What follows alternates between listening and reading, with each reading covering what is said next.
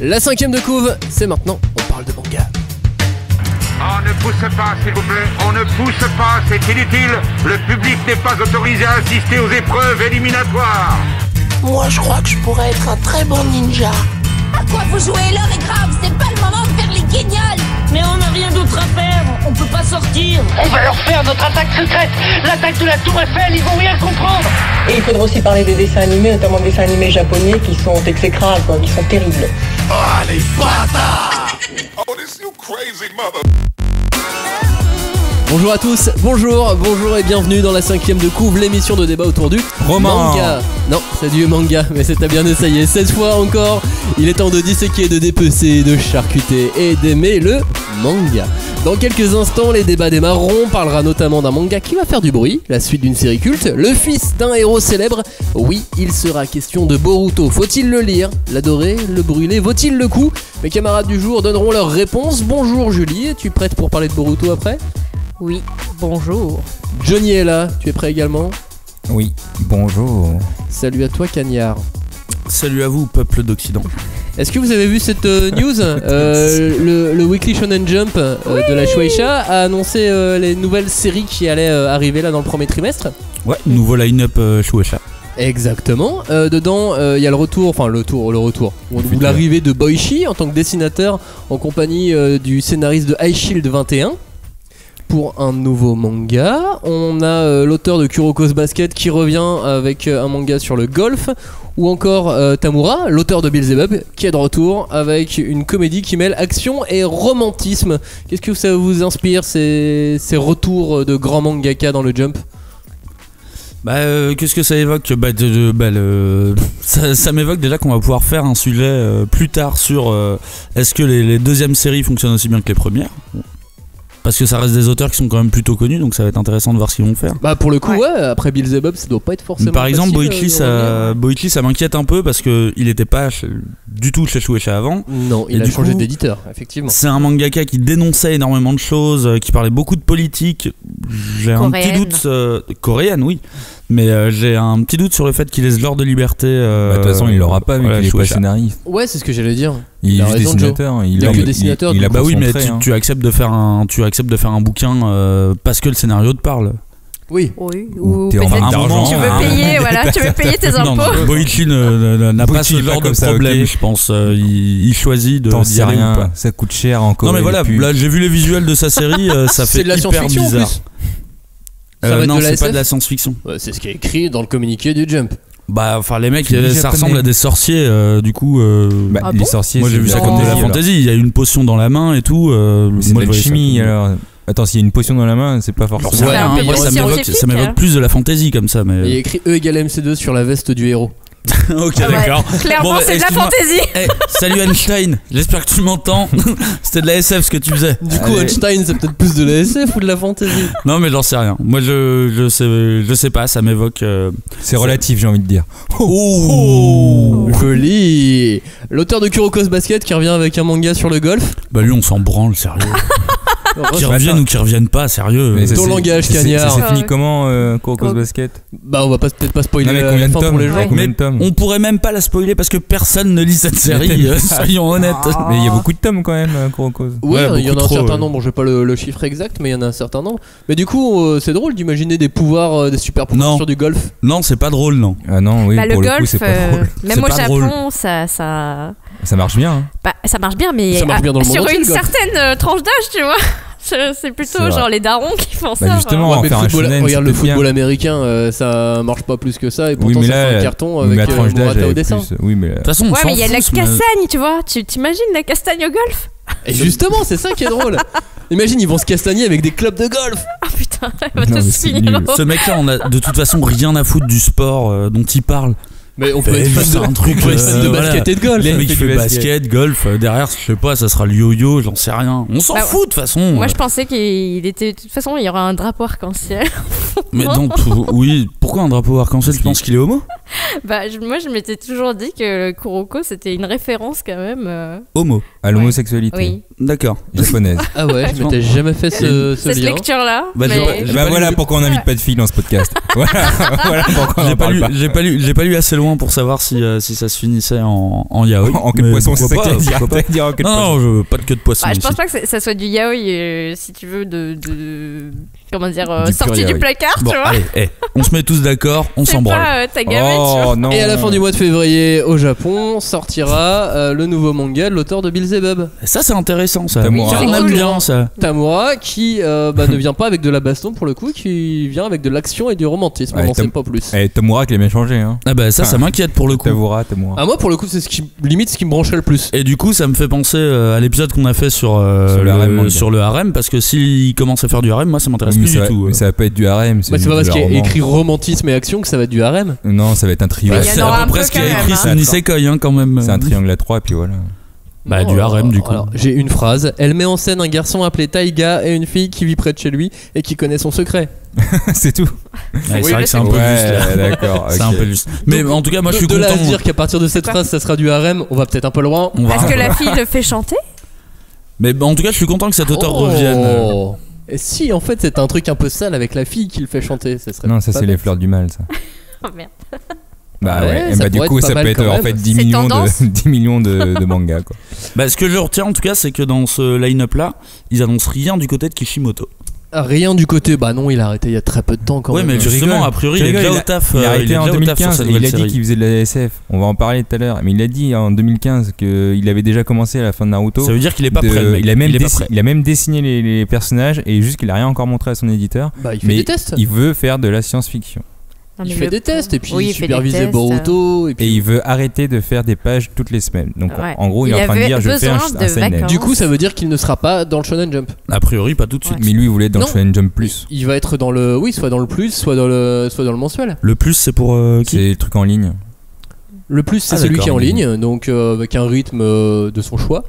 Et ensuite il y a le mensuel où la pagination est plus importante, mais tu rends ça tous les mois. C'est 50 pages. Donc t'as plus de temps. C'est comme Darwin's Game. Imagine, il est en burn-out quoi. Non, puis il a peut-être besoin de vacances aussi. Oui, je sais pas. voilà, souffler un coup. Bah, un tiers de sa vie c'était Naruto. Hein. Parce que du coup j'ai regardé l'âge qu'il avait. Le mec il a 42 ans. Un tiers de sa vie c'est Naruto. Bah ça va être pas mal pour lancer une nouvelle série ça. 42 ans, l'âge de la maturité. Bah ouais, c'est bien. Pour un mangaka en tout cas. Ça me paraît pas si mal que ça, effectivement. Ça se trouve, en fait, Naruto n'est peut-être pas son plus grand succès. Oui, bah oui, c'est peut-être le suivant. Et ensuite, c'est le suivant qui va exploser Naruto. Bah moi, en tout cas, sur les 3 news, c'est celle de Tamura qui, on va dire, qui me chauffe le plus. Il y a eu d'autres annonces après avec des auteurs un petit peu moins connus. Il y a celui qui avait fait le spin-off de Nisekoi, t'en parlais, qui vient avec un premier manga également. Attends, il y a un spin-off de Nisekoi. Ouais, il y a un spin-off. Qui est sorti en quand France. Ils étaient bébés, enfin enfants là. Non, je crois pas. Parce que moi je voulais lire Nisekoi, mais alors si maintenant il y a 10 000 trucs. Bah non, mais Nisekoi, ça veut pas dire que c'est pas parce qu'il y a un spin-off que t'es obligé de lire le spin-off. Si, moi je suis comme ça, moi je veux connaître l'univers. Mais t'as même pas lu le manga encore, alors de là à connaître l'univers. Ça se trouve, ça va même pas te plaire, Nisekoi. J'ai vu le générique, c'était pas mal. Oh, this you crazy mother.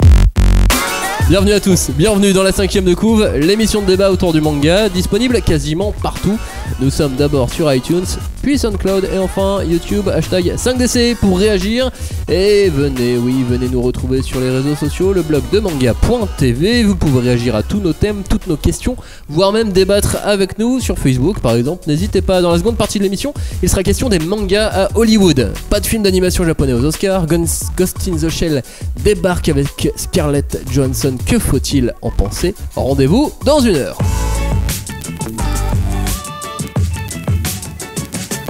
Le 3 mars prochain, le 3 mars 2017, sort dans les librairies françaises un manga nommé Boruto. Boruto c'est quoi? Boruto c'est qui? Bah c'est le fils de Naruto, la suite du manga Naruto. Et non, je ne vous expliquerai pas qui est Naruto. Si vous l'avez cliqué sur Play pour écouter cette émission, c'est que vous savez un minimum qui est Naruto. Qui est ce ninja au bandeau et fringué en orange? Boruto, le pitch c'est quoi? Les grands affrontements dans le monde des ninjas appartiennent désormais au passé. Le village de Konoha est rentré dans une ère de paix. Boruto, le fils du 7ème Hokage, vit mal d'être dans l'ombre de son éminent paternel. Il ne se doute pas qu'une nouvelle menace plane sur eux. La légende de la nouvelle génération commence maintenant. Voilà le pitch officiel de Boruto. Qu'est-ce que vous en avez pensé de ce tome 1 ? Moi j'ai bien aimé, j'ai envie de lui donner sa chance. Voilà. Après, Johnny, fin du débat. merci Julie. Alors moi, c'est assez particulier parce que j'ai fait une pause dans Naruto parce que je voulais, j'aime pas en fait attendre tous les mois, moi ça me fait chier. Du coup, ça m'embête. Du coup, t'as bien fait de choisir le manga. Du coup, ça m'embête. Et en gros, je crois que vers le tome 55, j'ai arrêté et je me suis dit j'attendrai la fin. Et du coup, la fin c'est le tome 72. Voilà, c'est tome 72, c'est sorti il y a pas longtemps. En novembre dernier, et du coup j'ai lu Boruto. Logique, j'ai pas lu les 20 tomes qui me manquaient, mais j'ai lu Boruto.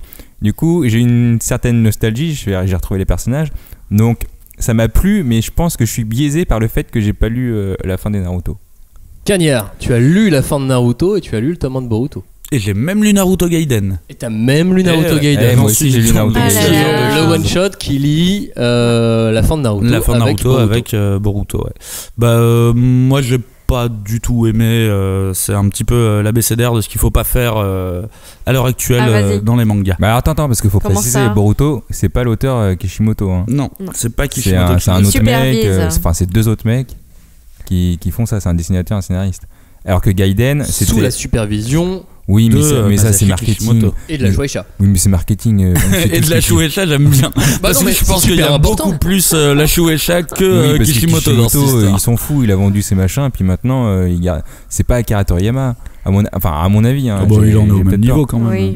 Oui. Mais je pense pas qu'ils suivent la série autant que Toriyama ne veut pas qu'on détruise son bébé, tu vois. Franchement, j'ai lu Gaiden et Gaiden, je me suis dit le mec il s'en fout. Moi j'ai trouvé ça vraiment, les dessins c'était pas top. Et tu t'es dit le mec, on lui a dit de le faire, c'était une commande. Donc Naruto Gaiden qui est le one shot qui lie la fin de Naruto avec Boruto, le nouveau manga, la nouvelle série. C'est ça. Donc il y avait un one shot pour faire le lien entre les deux, et le one shot est réalisé par le même auteur. Donc ça c'est Masashi Kishimoto qui a fait Gaiden, et il l'a fait juste avant la sortie du film Boruto qui était sorti en août au Japon, et du coup c'était vraiment juste avant la sortie du film. Bam, il a voulu faire, à mon avis il a une commande, comme quoi il fallait faire une petite liaison. Moi je trouve que ça sent pas du tout la commande hein, si franchement le one shot il est non. Vous savez à quoi ça me fait penser, Naruto Gaiden? Ça me fait penser au dernier chapitre des shonen, où la plupart du temps dans le dernier chapitre ils te montrent les persos, ça arrive souvent qu'on te montre les persos des années après, quelques années après, comme la fin de Harry Potter, comme j'en sais rien, je lis pas Harry Potter, mais la plupart du temps ils ont qu'un chapitre pour faire ça, et du coup c'est hyper court. Là je trouve qu'il a eu un tome entier pour le faire, pour montrer ses persos quelques années plus tard, voir ce qu'ils sont devenus. Bon, on te met une petite intrigue, j'avoue qu'elle est pas folle hein, mais c'est une intrigue sur les Uchiwa. On te montre même pas les persos, vu qu'il y a 2-3 cases sur les persos, et le vrai truc, comment ça on te montre pas les persos? Parce que ça aurait dû s'appeler Salada Gaiden, toi. C'est non mais sérieusement, l'histoire de Gaiden c'est que sur Salada. Bah oui, mais justement c'est ça qui est bien, et moi c'est ça qui m'a intéressé, c'est que c'est Naruto Gaiden, mais au final on est déjà en train de parler de quelqu'un d'autre, et Naruto reste un personnage du background en gros quoi.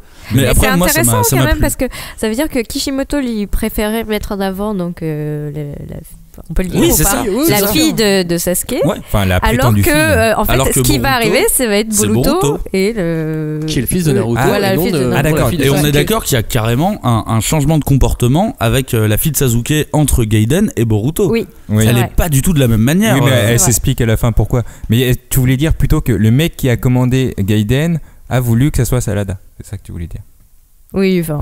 Moi, je suis pas sûr qu'il y ait une commande, forcément. Non, je suis pas sûr qu'il faille vraiment autant se poser de questions sur Naruto Gaiden. Oui. Mais en fait, c'est juste que c'est un one shot, ça n'ira jamais plus loin. Il avait envie ou pas, en tout cas, de faire ce one shot. Mais en tout cas, il existe, il est là, mais il n'est pas d'une importance non plus capitale. Alors moi, j'ai dit commande parce que ce qui me semble irrépressible, c'est qu'on lui a dit bah voilà, t'as qu'un seul tome quoi, et tu sens qu'il a perdu le truc, le mojo, et non pas le mojo, mais il a oublié ce genre de contraintes, parce qu'il avait l'habitude, tu vois, de sortir ses histoires comme il le sentait quoi.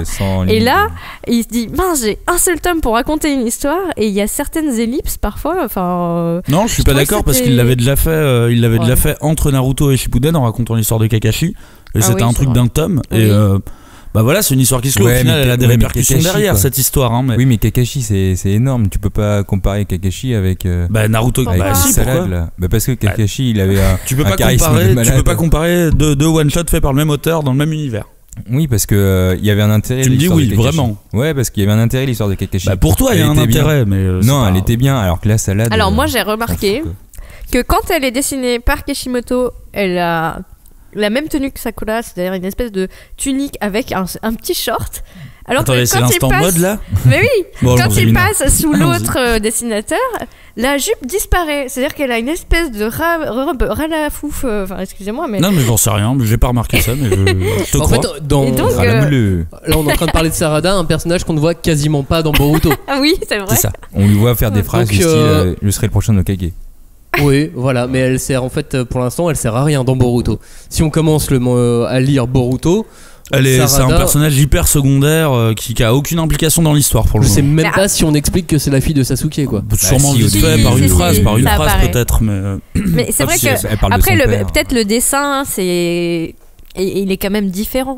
Tu sens qu'il veut se rapprocher il est différent. Je trouve qu'il est assez différent. Oui, parce que du coup, comme c'est deux dessinateurs différents, vous auriez voulu exactement le même dessin. Boruto. Non, mais de toute façon, ce qui est triste dans Boruto, c'est que tu vois que le mec, il s'évertue à faire la même chose que Kishimoto, mais il y arrive pas en fait. Il y arrive pas, il les tient pas les persos, il les tient pas du tout.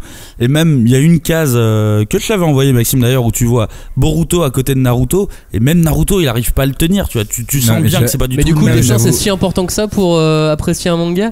Quand tu fais la suite d'un manga, je trouve que c'est important. Non mais là, mais je te renvoie à l'émission précédente où justement on disait que c'était peut-être pas si important que ça le dessin. Là c'est pas la même chose. Moi là je suis plutôt dubitatif de façon générale sur Boruto.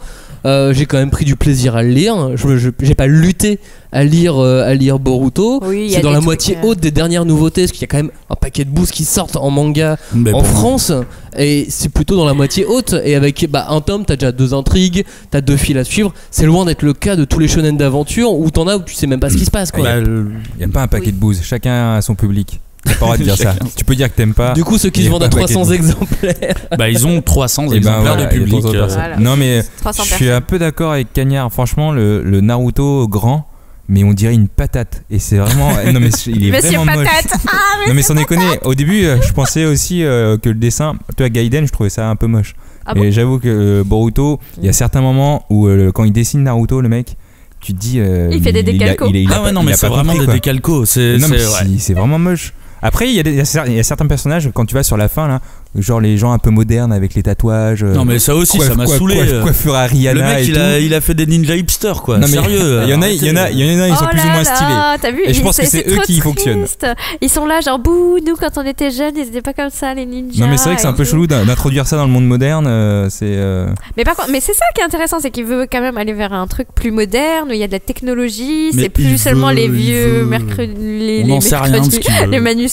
Ouais, en tout cas, on peut voir ce qu'on lit. C'est intéressant. Moi, de A à Z, ce manga, je l'ai trouvé poussif. Poussif dans ses références à Naruto, poussif dans son désir d'émancipation de Naruto, où c'est vraiment affiché, genre, ça va être différent, c'est pas la même chose. Je l'ai trouvé poussif de A à Z, et c'est malheureusement ce à quoi va ressembler cette série. Mais attends, de toute façon, vous oubliez un truc, c'est que pour l'instant, on sait pas du tout ce que veut l'auteur, vu que c'est juste un copier-coller du film.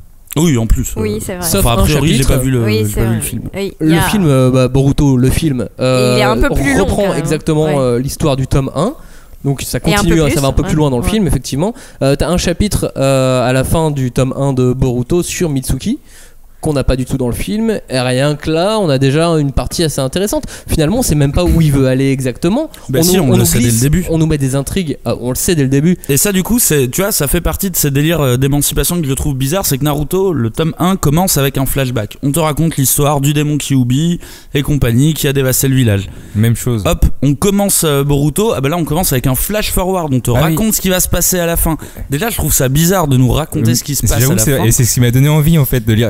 Oui, non, mais c'est fait exprès. Mais ça donne vraiment envie pour non, mais l'histoire elle est vraiment bien. Moi ça m'a pas du tout donné envie. Moi les premières pages où il met son bandeau, il dit ouais moi je suis un shinobi ou un ninja je sais plus quoi, j'avoue que c'est ce qui m'a donné envie de lire le tome 1. Ninja, non, il dit je suis un ninja. Et du coup, c'est vrai, ça interpelle parce que finalement, les deux termes sont très proches. Alors, quelle est la différence? Bah, ça, ils vont, je pense, l'expliquer dans le manga. Je sais pas si vont l'expliquer. On a pris soin de demander à la traductrice du manga Boruto, de lui poser la question avant de tourner l'émission si ça a le même sens. Et en l'occurrence, ce qu'elle explique, c'est que ninja, c'est la lecture des idéogrammes chinois, et shinobi, c'est un mot ancien, un mot japonais plus ancien. Donc déjà, dans l'écriture japonaise à la base, il y a deux différences qui est subtile. Et le shinobi utilisé là dans Naruto, c'est de manière à rassembler. Alors que ninja, c'est un côté déserteur, solo. Je fais pas partie du village, je suis pas en équipe. Et c'est un paria, quoi. Ouais, mais moi je pensais pas ça. Moi je pensais plutôt que comme ils sont un peu dans l'ère moderne, il y a un moment. Du coup, tu veux contredire la traductrice? Bah ouais, parce que moi je pensais plutôt que comme ils sont plus dans l'ère moderne et qu'il faut plus faire de la shinobi. Non, mais comme tu peux plus faire en gros, il y a plus de vrais ninjas qui s'entraînent. C'est plutôt maintenant des shinobi qui utilisent plus ou moins la technologie. Il a pas tort, hein. Alors que les ninjas, justement, ils en revenaient aux vrais entraînements, super durs, etc. Et parce qu'ils en parlent dans le tome 1. La traductrice, elle sait pas parce que ça c'est sûrement un truc qui va être expliqué dans 15 000 tomes. Oui, mais ce qu'elle sait, c'est que en termes de valeur, shinobi c'est quelque chose de plus rassembleur qui englobe plus de choses, et que ninja, c'est plus individuel. C'est un mec solo. Un déserteur peut être un ninja, mais un déserteur ne peut pas être shinobi. Mais j'aime bien l'idée de Joe. C'est peut-être ça. C'est vrai que quand on réfléchit aussi, c'est vrai que quand tu vois les premières images, t'as le bandeau qui est rayé, donc peut-être qu'il a déserté aussi, forcément. Puis il a plus d'œil aussi. Il a tué son père. Et du coup, on spoil pas, hein, c'est la première page. Je le dis tout de suite, c'est la première page. Non, mais ça c'est intéressant aussi pour voir comment il va réagir par rapport à son père, à l'aura de Naruto. Ah non, mais au moment de la première page, son père il est mort, hein, tout le monde le sait là. Hein. Non. Ah, mais c'est obligé. Non, c'est obligé que son père. Ça, c'est ce que toi t'avais envie de comprendre, mais on en sait absolument rien. Tout le monde le sait qu'il est mort. Alors qui est tout le monde? Mais c'est évident. Liste-moi la liste des tout le monde. Et ben c'est tous ceux qui sont intelligents, quoi. Ok. Moi en fait cette scène d'intro, je l'ai trouvée un peu bizarre, et pourtant j'aime bien ces scènes qui sont des vrais flash forward et compagnie. Mais là en fait dès le début j'ai eu l'impression d'être pris en otage. Parce que là on est sur une suite de séries longues. Donc tu vois, la série longue, je l'ai suivie, hein, j'étais là, j'ai rien lâché. Mais là, contrairement à Jenny, en fait, dès le début, je me suis dit ah putain, ça y est, je suis pris en otage. Là, je sais que je suis parti pour 40 tomes ou un truc comme ça, parce que Boruto est plus âgé dans Slash Forward, je crois bien. Ouais, il est bien plus âgé. Il est plus âgé, il est borgne. Je me suis dit, oh merde, ça y est, ils vont. Tu rigoles, il a un œil. Tout le monde le sait qu'il a un œil. Mais du coup, est-ce que t'es pas en train de porter sur Boruto des espoirs que tu ne dois pas avoir? Ah bah non, justement, c'est pas des espoirs là. Tu sais, comme dans. C'est des espoirs. C'est des espoirs. Tu vois, comme les adultes dans le manga, tous les adultes disent Boruto, t'es le fils du 7ème Hokage, tu dois réaliser de grandes choses. Fais pas de conneries. Ils lui mettent un peu la pression, fais pas de conneries, sois bon à l'école. Non, pas du tout. Et bah, est-ce que avec ce manga, comme c'est la suite de Naruto, on se dit pas faut que ça soit un chef-d'œuvre? Ah non, moi dès le début je lui ai dit, en fait quand je me suis adressé à Boruto directement, je lui ai dit ne sors pas, reste chez toi. Il parle à ses mangas. Ça va te faire du mal de sortir et tu vas te le prendre en pleine gueule. Et au final dans ce tome 1, ce que j'ai vu, c'est que oui, ça fait mal, franchement, c'est pas la peine. Et Kana, qu'est-ce qu'il en pense? Est-ce qu'ils misent tout sur Boruto? Ah bah oui, je pense. Oui, quand même, et ils ont des beaux espoirs. Mais les espoirs à combien de chiffres? Plusieurs. Bah c'est toi, monsieur Chiffre, Joe. Ok, alors ils ont fait un tirage à 100 000 exemplaires. Alors, ça veut dire qu'est-ce que ça veut dire? Ça veut dire par exemple que Naruto, dans ses grandes années, était tiré à 200 000 exemplaires. Il n'en vendait pas 200 000 la première année, mais c'était, il n'en vendait. Je sais que le meilleur tome en France, ça devait être le tome 34 ou 35, et c'était des ventes à 133 000 exemplaires. Donc, mais vraiment des vraies ventes. Après les restes, sur la longueur, ils vendent facile les 200 000. Bref, là, le fait qu'ils annoncent que Boruto est à 100 000, ça veut dire que ils misent quand même énormément. C'est un One Piece pour eux. Oh oui, c'est un des gros enjeux pour Kana, je pense. Non, mais pour tout le monde, c'est un enjeu. Tout le monde attend Boruto. Tout le monde, moi j'en suis pas si sûr que ça. Il a beaucoup de pression sur les épaules, hein, Boruto. En tout cas, Kana a beaucoup de pression sur les épaules parce que je pense qu'ils ont payé un paquet de pognon pour avoir cette licence et que les résultats vont devoir être à la hauteur derrière. Sachant que ils arrivent en décalé. Je veux dire, le film Boruto est de la sortie, tu vois. Mais il l'avait sorti. Il y a une série animée qui sort en avril. Oui, non, mais voilà, elle va être en France aussi. Ils ont de la pression. Là, ils ont de la pression. La série animée, elle sort en avril, elle sera en France pas trop longtemps après. Et est-ce qu'on met pas trop de pression sur ce manga justement ? Est-ce que ça doit pas juste être autre chose ? Bah pour moi ça aurait dû être autre chose. Ça aurait pas dû être Naruto. Ça aurait dû être autre chose. Mais c'est Boruto. Non bah c'est pas la même chose parce que tu vois le prochain jeu là qui sort ça s'appelle Naruto Road to Boruto. C'est vraiment genre ok d'accord c'est bon on se souvient c'est bien l'histoire de Naruto on s'en rappelle. Des hauts partout. Mais déjà c'était bizarre parce que Boruto c'était Naruto the movie. Hein.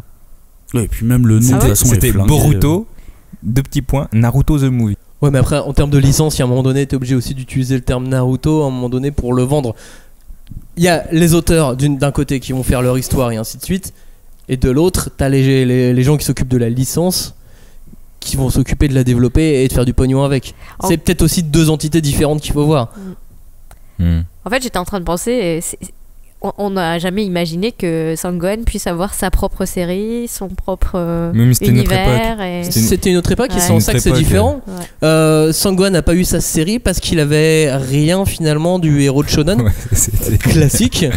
Non, je suis pas d'accord. Je suis pas d'accord avec ça. Bah, il aurait pu faire un truc avec les justiciers, mais parce que techniquement, à la fin de l'arc de Cell, Sangohan devient le sauveur de la Terre. C'est le boss, mais il est jeune. C'est lui. Après, Toriyama a fait revenir Sangoku, ce qui cassait complètement direct. La dynamique de. Bah, normalement, le nouveau héros, ça devait être Sangohan. En tout cas, c'est présenté comme ça à la fin de l'arc de Cell, je veux dire. Mais même dans Boruto, alors est-ce que c'est casse-gueule ou pas ce qu'il est en train de faire, mais d'avoir gardé Naruto encore vivant. Présent dans le manga Boruto. Non, mais Johnny a dit qu'il était mort. Est-ce que c'est pas complètement casse-gueule aussi ? Non, justement, c'est fait exprès. Mais non, c'est fait exprès pour qu'il meure et qu'on ait encore justement l'émotion, le pathos japonais de il est mort, trop. Donc pour toi, dans le tome 2, 3, 4, on va tuer Naruto. Non, pas 2, 3, 4. Mais en tout cas, avec la première page, tu sais qu'il a vécu pas mal de choses, le Boruto, et dedans, il y a forcément son père qui est mort. Ouais, mais il a 7 ans de plus dans les premières pages. Et ben voilà, dans 3 ans et demi, il sera mort. Les Uzumaki sont les nouveaux Uchiwa. Non mais regarde. Non mais attends, Jiraiya il est mort quand ? Spoil. Jiraiya il est mort quand ? Jiraiya il meurt dans Shippuden. La moitié. Il meurt dans la moitié du manga. Non, pas la moitié. Tome 35, un truc comme ça. Ah non. Non, il meurt plus tard. Plus tard. Bon et Naruto ça sera pareil. Au tome 35. Mais en gros, est-ce qu'il perd son père ou est-ce qu'il perd son mentor ? Parce que finalement, ce qu'on apprend au début de Boruto, c'est qu'il veut devenir le disciple de Sasuke. Et son mentor n'est pas son père. Donc du coup, on a un truc assez compliqué dans les shonen d'aventure où d'habitude il y a un schéma assez classique où c'est un orphelin déjà. Où t'as la majorité la plupart du temps un orphelin ou en tout cas un garçon qui a pas de père ou qui a un qui père recherche son très papa. absent ou qui a une recherche Gun, du on pense à toi. Qu'on n'a pas du tout là dans Boruto.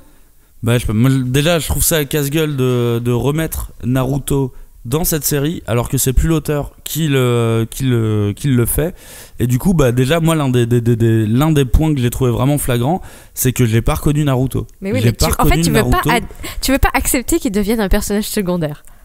Non, en fait le fait qu'il devienne un personnage secondaire ça me dérange pas. Par contre tu gardes le caractère qu'il avait dans la série. C'est pas parce qu'il devient secondaire que le mec n'a plus aucune personnalité. Ça c'est quand même un peu... Il a pas plus de personnalité parce qu'on le voit pas non plus la plupart du temps, donc on a même pas le temps de voir sa personnalité. Mais non, on le croise quelques instants. C'est surtout bizarre. à un moment donné le mec il a je sais pas quel âge il est censé avoir, 40 balais. Bah tu changes aussi passer 40 ans par rapport à quand t'avais 15 ans. Le mec a martelé pendant 70 tomes, c'est mon Indo, c'est ma voix, c'est mon ninjutsu et compagnie. Et là maintenant le gars est devenu complètement transparent. Enfin c'était lui qui leadait tout le monde. Là il lead personne dans son village. Tout le monde le respecte à mort. J'ai vu le... Il y a un problème de caractère, c'est plus la même chose. Et quand même, il a une place importante en tant que dans le film, j'en sais rien. Je parle pas du film, moi. Donc, je l'ai pas vu. C'est copié-collé au final. Oui, ça ressemble beaucoup. Mais là, franchement, ça m'a fait de la peine pour Naruto parce que je sais, mais c'est plus le même caractère. Alors, je suis d'accord que tu grandis, mais il y a des traits de caractère que tu gardes. Alors, il lui place une ou deux blagues, genre j'ai fait des clones et en fait, vous pensiez que c'était moi. Je suis là, putain, mais c'est abusé, c'est pas ça du tout. Il a des responsabilités. Voilà, c'est ça, c'est qu'on devient des vieux cons. Bah oui, mais c'est ça, mais du coup, t'es en train de galvauder le perso que t'as développé pendant 75 tomes en fait. Du coup, je trouve que déjà dès le tome 1, la base elle est complètement foirée quoi. Mais oui, elle est bien. Mais évidemment, je veux dire, il grandit, Sakura elle a un crédit. Mais qu'est-ce que tu racontes C'est en train de développer. Parce qu'elle a pété sa maison. Non, mais du coup, après, faut voir ce qu'on veut. Mais ça n'a rien à voir qu'il ait fait des crédits ou. Mais non, mais de toute façon, c'est normal dire que la vie rien sur Naruto. Mais non, mais attendez, vous allez pas m'expliquer que la vie change. Je comprends, je le sais. Vous connaissez mon âge très avancé, je sais bien qu'on change tous. Mais là, c'est juste que vraiment, j'ai pas reconnu Naruto. Vraiment pas. Alors que dans Gaiden, on le voit, Naruto, il est là. Et il a changé, il est déjà vieux. Là, c'est pas le même. C'est vraiment pas le même. Parce que l'histoire est pas centrée sur lui. Et ouais, il est pas développé comme tu peux le voir dans le film Boruto. Ah bah ça, j'en sais rien non plus. Voilà, mais c'est vraiment identique après, à Boruto. Moi, je vous parle en termes de ressenti. En termes de ressenti, j'ai vu ce Naruto, j'étais là, c'est pas du tout celui que j'ai connu pendant plein de Du coup, la solution, est-ce que ça serait pas de s'écarter du genre qui était Naruto? Moi, je pense que ça aurait été la vraie bonne chose à faire. Mais est-ce que c'est pas ce qui est en train de se passer? Non, pas du tout. Pas du tout. Mais pourquoi en fait, ce tome 1 s'écarte pas du tout du genre, reprend exactement les codes du tome 1 de Naruto. On va jusqu'à copier les codes du tome 1. C'est-à-dire, dans le premier chapitre de Naruto, si vous vous souvenez, ils volent un parchemin pour apprendre une technique un peu plus facilement. Et donc, feinter, c'est ce que Boruto, on lui propose des petites capsules pour apprendre les techniques faciles. C'est exactement le même fonctionnement. Là, à aucun moment j'ai l'impression qu'on est en train de s'écarter. La thématique, c'est quoi d'un point de vue scénaristique dont on a parlé dans ce tome 1? On a parlé des Bijou, on a parlé d'Orochimaru. C'est ce qu'ils ont développé pendant 75 tomes de Naruto. Du coup, à aucun moment je vois un scénario qui s'écarte de ça, moi. Alors, moi aussi, parce que moi, il parle de Kaguya et j'ai pas compris qui c'était. Ça, c'est à la fin de Naruto. Parce que du coup, non, mais dans Gaiden et dans Boruto, il parle de Kaguya 2-3 fois.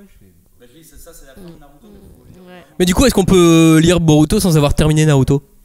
Aucun avis. Je pense que c'est fait aussi pour attirer des gens, des nouvelles personnes, des gens qui ont 14 ans et ça sera une mauvaise idée. Ça sera une mauvaise idée. Autant qu'ils lisent Naruto.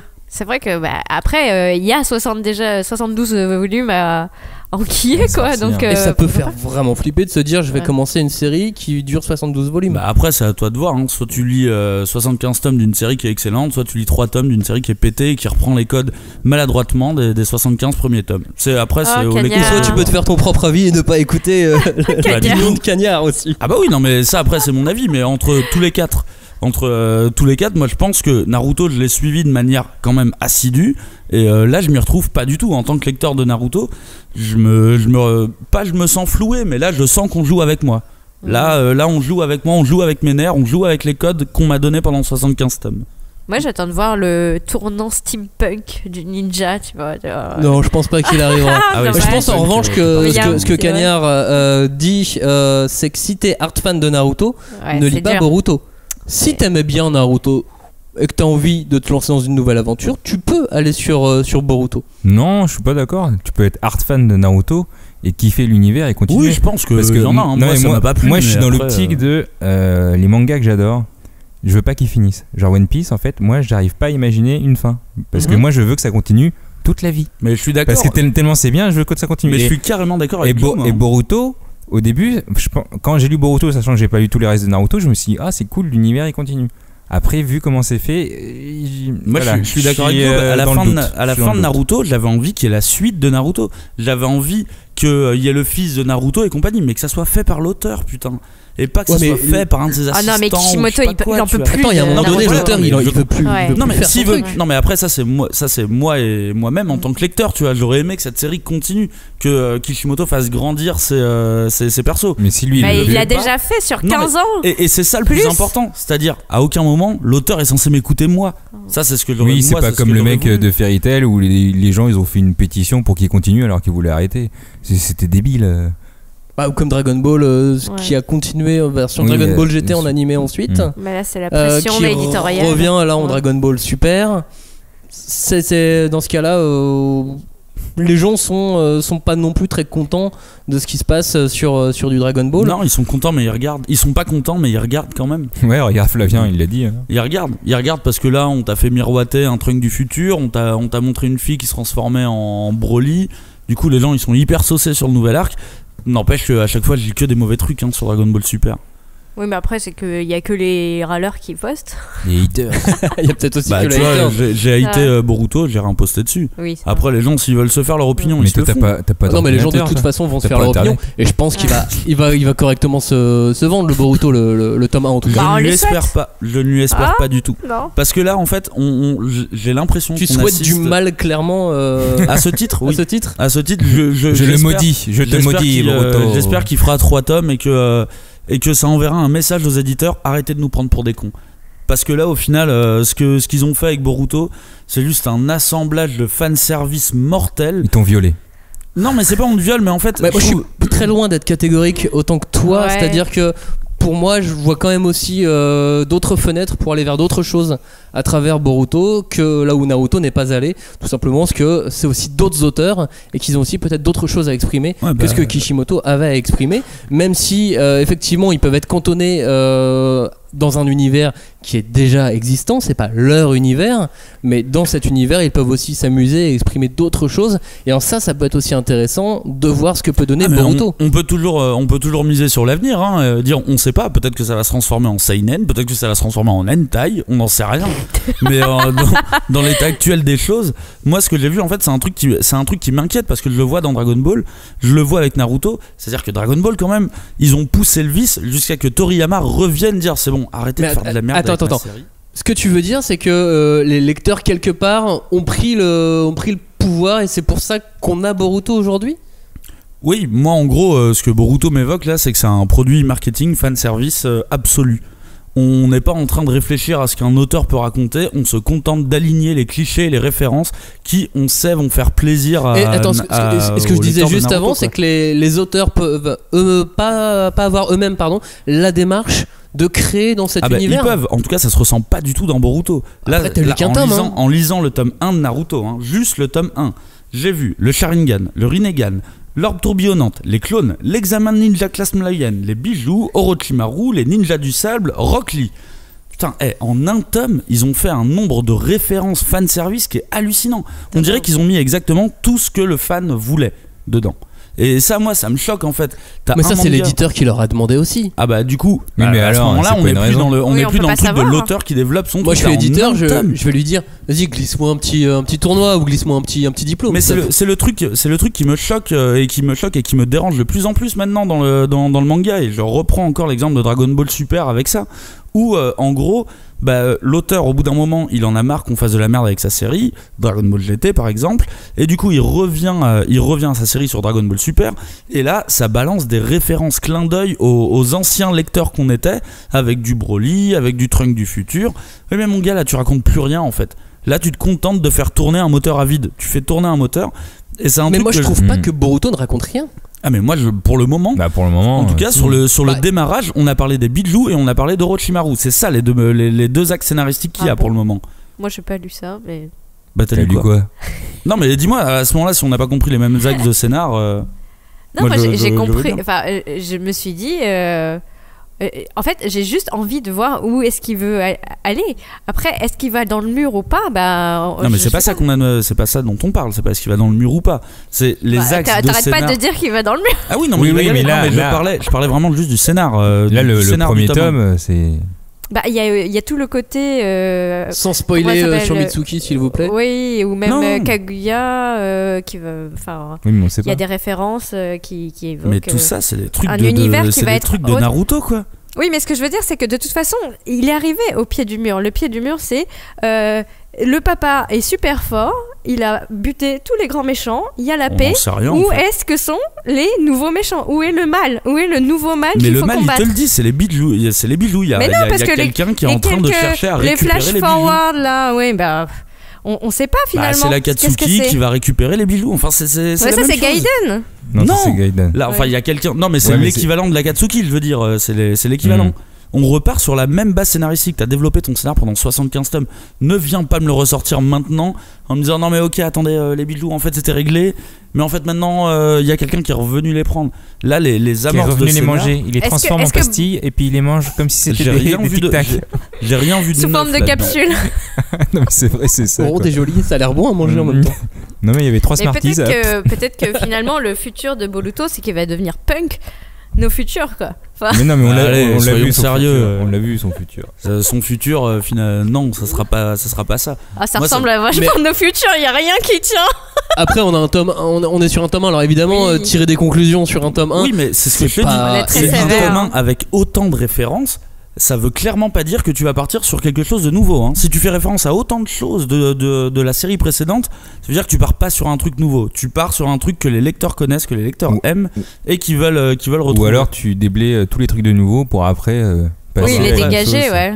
C'est comment là c'est bien, il en a mis une bonne pelletée dans le tome 1, c'est cool. De toute façon, vous allez vous faire votre avis sur Boruto. Hein. Il sort donc le 3 mars dans les librairies françaises. Il n'y a pas d'autres enfants connus, très connus. Il y a par Sangohan. Ouais, Sangohan. Forcément, mais du coup des enfants célèbres de héros de manga, il n'y en a pas tant que ça au final. Il y a Fly qui est l'enfant de Barad, mais on commence par Fly. Non, oui, des enfants. Moi j'essayais d'imaginer qui pouvait faire des enfants à la limite, où ça pourrait être drôle. On peut tous faire des enfants, Maxime. Ouais, mais alors Gon et Hisoka qui adopteraient un enfant, ça pourrait être drôle. Ouais, mais ils l'ont pas fait du coup. Non, ils peuvent l'adopter et ils l'élèvent. Quoique peut-être que... Non mais si, c'est vrai, Hisoka il est peut-être hermaphrodite. Hermaphrodite, pardon. Non, je pense pas qu'il soit hermaphrodite, il est très bizarre. Je pense pas. C'est pas ça, c'est pas le même. Je pense juste que plus tard dans l'histoire, Gon et Hisoka ils vont devenir copains. Ouais, mais copains, entre guillemets. Hein. Copains, ils vont fonder une famille et ils vont adopter un enfant et Killua, ça sera le parrain, c'est tout. Mais moi j'étais persuadée que Naruto et Sasuke, par les pouvoirs du chakra, ils auraient des enfants, tu vois. Par les pouvoirs du chakra. C'est pas ça dégueulasse. Les pouvoirs du chakra. De toute façon, combien au début on peut imaginer Bulma finir avec Vegeta? Improbable. Tout le monde. Mais personne. Ouais, non, c'était improbable. Bulma pour moi c'était celle qui allait finir avec Sangoku. Non, surtout Vegeta quoi. Vegeta, qui veut Vegeta quand même, on va pas la victimer non plus Bulma. Le pauvre Krillin. Quand on a vu Trank. Krillin au final il reste avec ses 18, qui est devenue humaine. Ouais. C'est pas si dégueu.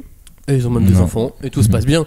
Mais c'est rare les mangas où on voit vraiment la vie des enfants, parce qu'il y a pas, des personnages. Il y en a pas. Il y a pas. En fait, pour ça, il faut une série à long courrier et du coup. Il faut de l'imagination. Au long cours, oui. Au long cours. J'ai dit long courrier. Oui. Long courrier, ça passe. Respectez-moi pour cette phrase. Ils vont loin. Du coup, pour aller au Japon, il faut un long courrier. Parce que je pensais à One Piece, mais c'est la même. On commence par le film et après on découvre son père finalement qui est là, enfin qui participe à l'histoire vraiment. Mais...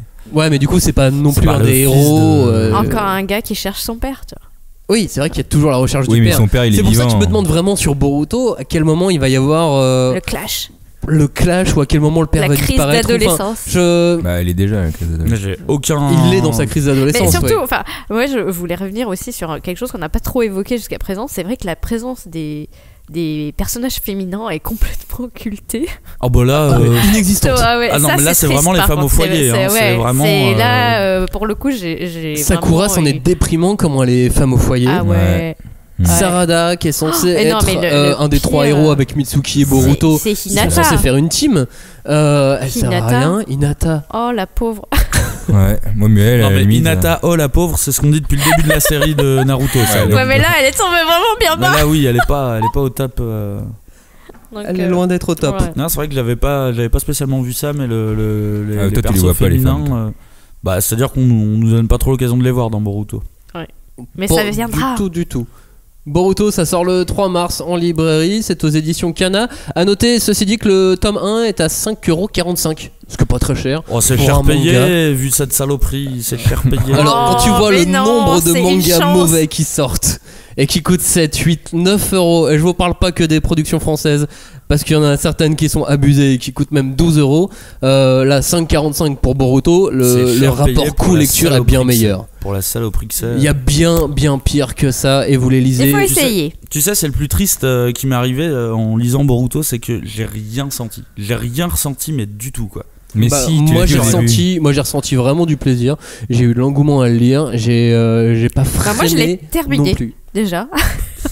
C'est déjà pas mal. Déjà beaucoup. Mais ouais, c'est pas mal déjà. En fait, j'ai tellement l'impression qu'on essaye de me manipuler dans ce manga que non. C'est parce que tes yeux se sont ouverts après 72 tomes. Tu sais qu'ils veulent te manipuler. Ça m'arrive très souvent de relire les Naruto et de toujours trouver que c'est une série géniale. Mais cette série-là, non, je le ferai pas. Alors moi, contrairement à toi, pour le coup, c'est là où il y a au moins deux avis différents. J'ai pris du plaisir. Je l'ai fini d'une traite et j'avais un certain engouement et je suis vraiment curieux de voir la suite, sans être sûr que ça va être un carton. Mais en tout cas, ça m'a donné au moins envie de lire le tome 2, ce qui n'est pas le cas de très très nombreux mangas qui sortent en France. Est-ce qu'on se refait un point au tome 5 ? On peut se refaire un point au tome 5. Tome 5, on se dit quoi ? Il y aura un tome 5. Il y aura un tome 5. J'espère pas, mais s'il existe. Il y aura un tome 5 et on se refait un point d'étape au tome 5. Vous aussi réagissez dès que vous avez lu Boruto, donnez-nous votre avis. Venez sur la page Facebook de manga.tv ou sur le blog ou sur Twitter. Hashtag 5DC Boruto en librairie à partir du 3 mars. Hashtag 5DC, c'est la 5ème de couve. Voici le temps de la review. On commence avec un premier titre. C'est sorti chez Ototo en ce début du mois de février. Ça s'appelle Bungo Stray Dogs. Qui le prend ? Et là, normalement, Johnny est censé répondre. Moi, je le prends. Ouais, moi, je le prends. On me force pas la main. Non, mais oui, je le prends. Je l'ai lu. J'ai lu les 2 premiers tomes. Donc, je vais le prendre. D'ailleurs, petite anecdote sur Bungo Stray Dogs. Bungo, ça veut dire écrivain. Et Stray Dogs, chien errant. Traduction, très bien. Écrivain, chien Merci. Bon, voilà. Ça parle de quoi, Bungo Stray Dogs? C'est vrai que traduit, ça m'évoque beaucoup plus de trucs là d'un coup. Ouais, non, mais tu comprendras après par la suite. Mais en gros, c'est une histoire. On commence avec Atsushi Nakajima qui se fait expulser de son centre d'accueil. Donc, c'est un jeune garçon. Et il erre tout seul dans la rue, en gros. Et il va rencontrer un personnage très étrange du nom d'Osamu Dazai. Donc, pour les plus férus de littérature japonaise, Osamu Dazai, c'est un écrivain très connu qui avait une vie assez décadente et du coup qui se retrouve dans le manga, parce que dans le manga vous allez voir que beaucoup de personnages, en fait tous les personnages sont inspirés de littérature plus ou moins nippone. Et c'est tous des écrivains ou des auteurs ? Des écrivains ou des auteurs. Tu vas retrouver des personnages de littérature des auteurs. Ok. Des héros quoi. Bon, passons. Et donc en gros il va rencontrer... C'est bien ou c'est pas bien ? Bah c'est assez sympa. Le mec il va rencontrer en fait dans une agence en fait il va rencontrer Osamu Dazai qui fait partie de l'agence des détectives armés. Donc c'est une organisation d'enquêteurs qui ont des pouvoirs surnaturels. Voilà où on en arrive avec le seinen. Donc ils ont tous des petits pouvoirs. Est-ce que c'est ce manga où Julie me glissait, c'est la Ligue des Gentlemen mais version écrivain japonais? Ah ouais, maintenant que tu le dis, c'est un peu ça. Et c'est ça. Okay. non c'est ça. Non mais j'avoue c'est assez sympa. Et l'avantage en fait dans ces 2 tomes, c'est que tu t'ennuies pas. L'action va assez vite et c'est assez prenant pour les 2 premiers tomes. Je sais pas ce qu'ils vont faire par la suite. Il y a déjà 11 tomes au Japon, donc j'imagine qu'il y a quand même une bonne histoire. Il y a eu des moments que ça m'a fait un peu penser à Jackals, parce qu'il y a une grosse histoire contre la mafia portuaire, mais je pense qu'on est loin. Jackals, qui est un manga sorti il y a quelques années chez Kiun. Ouais, c'est ça. Toi, tu ressors des références. Mais Jackals, c'était vraiment un des meilleurs titres de Kiun et qui a fait presque connaître Kiun, parce que Jackals c'était un. Mais c'était un seinen assez violent, Jackals. C'était un seinen violent, et là on est quand même. Bungo Stray Dogs, on est sur un seinen violent. On est sur un seinen, mais c'est beaucoup moins violent que Stray Dogs. Donc je l'ai rapproché parce qu'il y a eu que Jackals, pardon. J'ai rapproché parce que justement il y a une histoire de mafia et il y a quand même des petits combats assez sympatoches. Oui. Après, elles sont très jolies les couvertures. Ouais, si on aime bien le très fin, bah c'est assez fin quand même. C'est assez fin et bon, c'est bien dessiné. Non, vous trouvez pas ça joli? Si, mais moi j'aime bien. Moi c'est pas trop mon style. Là, pour le coup, c'est vraiment pour l'histoire. A noter, les 24 épisodes de l'anime sont disponibles gratuitement sur Crunchyroll. Donc voilà, si vous voulez pas trop vous embêter. Ça c'est donc pour l'anime. Et pour le manga, donc tome 1 et 2 sortis chez Ototo Édition. Manga, oui. Le pitch fait beaucoup penser à City Hall. Ça me ferait marrer que les mecs aient pompé City Hall en fait. je sais pas à quel moment ça a été écrit. 11 tomes tu m'as dit au Japon, Johnny? 11 tomes, donc du coup ça veut dire que ça a 4 ans, 3 le temps de le produire, enfin de le réfléchir, etc. Ouais. Le City Hall est sorti avant, je pense. Ouais, mais alors est-ce que City Hall, ouais, ça m'étonnerait, mais ça me fait sourire. Mais effectivement, le pitch a un lien de parenté. Oui, mais il y en a beaucoup. Ouais, mais les grands esprits se rencontrent. Voilà. Parce que mais Drifters, il y avait aussi un petit côté comme ça. Il y en avait quelques-uns qui reprennent des personnages célèbres. Ou la Ligue des Gentlemen. Il y a Moonlight de toute façon, City Hall est inspiré de la Ligue des Gentlemen extraordinaire à la base. Du coup, ça m'intéressera de voir cette thématique des écrivains fait par les Japonais. Eh bien écoute, ça s'appelle Bungo Stray Dogs. Manga suivant, ça s'appelle Rikudo. Vous avez peut-être vu la bande-annonce tourner. C'est assez violent. Il a une grosse tête, le personnage quand il est enfant. C'est assez la mode en ce moment, j'ai l'impression. Là, on a quelques mangas avec des personnages qui ont une grosse tête. En gros, c'est le nouveau Free Fight ou le nouveau Coq de combat, un manga très très violent, Rikudo, qui est sorti chez Kazé. Du coup, je vais le prendre hein, puisque je vous vois tous me regarder. Du coup, c'est seinen ou c'est shonen? C'est seinen. Ah oui, la couve, il a des gants de boxe et un peu de sang là. Exactement. En gros, Rikudo, si t'as passé une très très mauvaise journée, tu veux du mal à quelqu'un, ton patron, ton collègue, quelqu'un qui a pas fait son boulot et t'as dû rattraper ses conneries, bah voilà, tu lis Rikudo, ta catharsis est absorbée dans le manga. C'est un bon défouloir. Très bon défouloir. Moi j'aime bien les mangas comme ça. Le nouveau Coq de combat ou au niveau violence ou Free Fight aussi. Ouais, pas mal. Coq de combat est aussi bien violent et là Rikudo il est aussi très très violent. Je pense qu'au bout de 10 pages t'as déjà un mort. Ouais, mais du coup, ça me botte ça. Mais du coup, à main nue, notons-le. Ça me botte d'autant plus. Mais sinon, à part ça, il y a une histoire parce que j'ai pas compris. Ah, l'histoire, c'est un gamin qui vient d'une éducation pas très propre et qui va réussir dans le monde de la boxe. Il s'est fait violer. Oh, pas de spoil.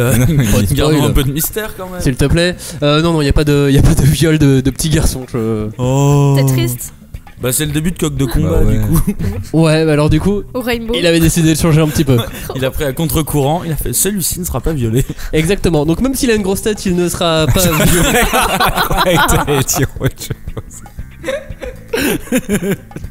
Vous avez les tellement mal placés. Non, mais c'est vraiment bien. Manga défouloir, ça s'appelle Rikudo, tome 1, sorti au début du mois de février. La suite, ça va être avec un animé, le Rakugo ou la vie sur ADN. Oui. Oui, Julie. Ah, moi, qu'est-ce que le Rakugo ou la vie? C'est en simulcast. C'est ça?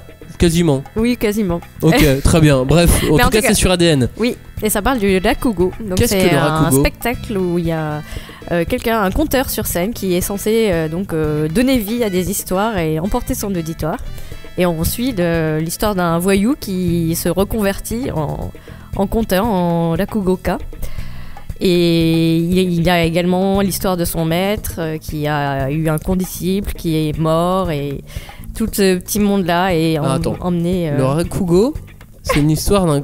C'est un conteur. Oui, c'est quelqu'un qui est sur scène et qui raconte des histoires. C'est une sorte de stand-up. C'est un stand-up effectivement. Où tu dois raconter une histoire et c'est toujours la même histoire, c'est toujours non, plusieurs histoires. Il y a un répertoire d'histoires.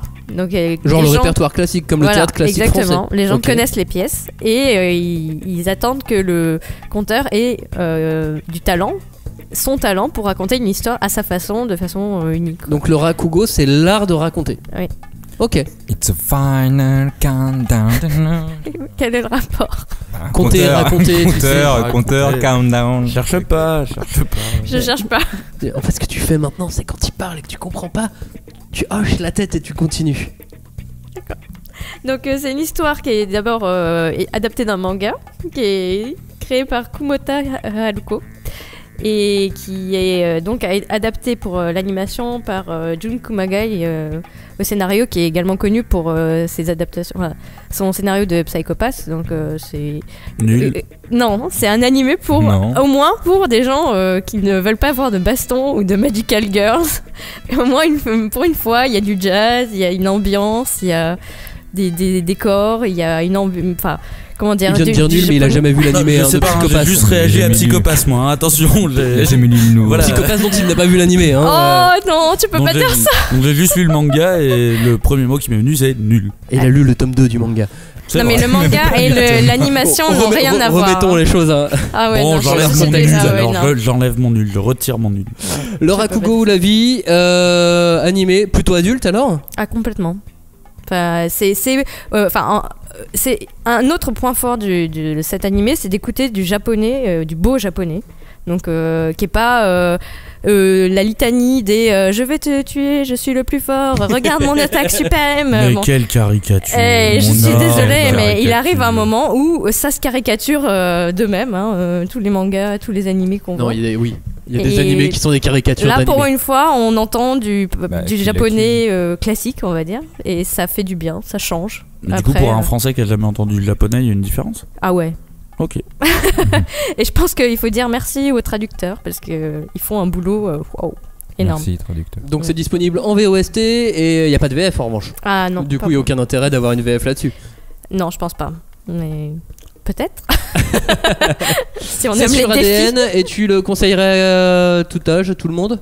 Oui, c'est grand public, mais après, il faut savoir lire les sous-titres. Alors, à tout le monde sauf à Cagnard, puisqu'il ne sait pas lire les sous-titres. Exactement. Il ne sait pas lire. Alors, c'est compliqué. Regardez par là. Pourquoi les mots ils s'affichent?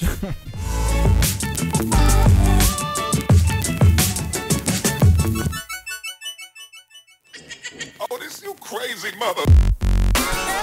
La 5ème de couve, l'émission de débat autour du manga. Merci de nous rejoindre, c'est l'heure du second thème de cette émission. Il était une fois une princesse. La princesse manga. Qui, aux yeux des Américains, s'ennuyait et s'ennuyait. Alors ils ne s'en préoccupaient pas vraiment, oubliant même son existence aux Oscars par exemple. Mais un jour, dans le royaume d'Hollywood, les chevaliers, peut-être en manque d'idées, ont envie de jeter leur dévolu sur la princesse manga. Leur but était probablement peut-être de la sortir de ce château où elle se sent si seule, cette princesse manga. Mais les chevaliers du royaume d'Hollywood arriveront-ils à lutter contre le dragon des fans et à finir heureux en faisant beaucoup d'enfants avec la princesse manga? C'est à vous, sauf à Johnny, que je le demande. Princesse manga, elle est peut-être vachement badass et elle a pas besoin de mecs à Hollywood pour faire sa life.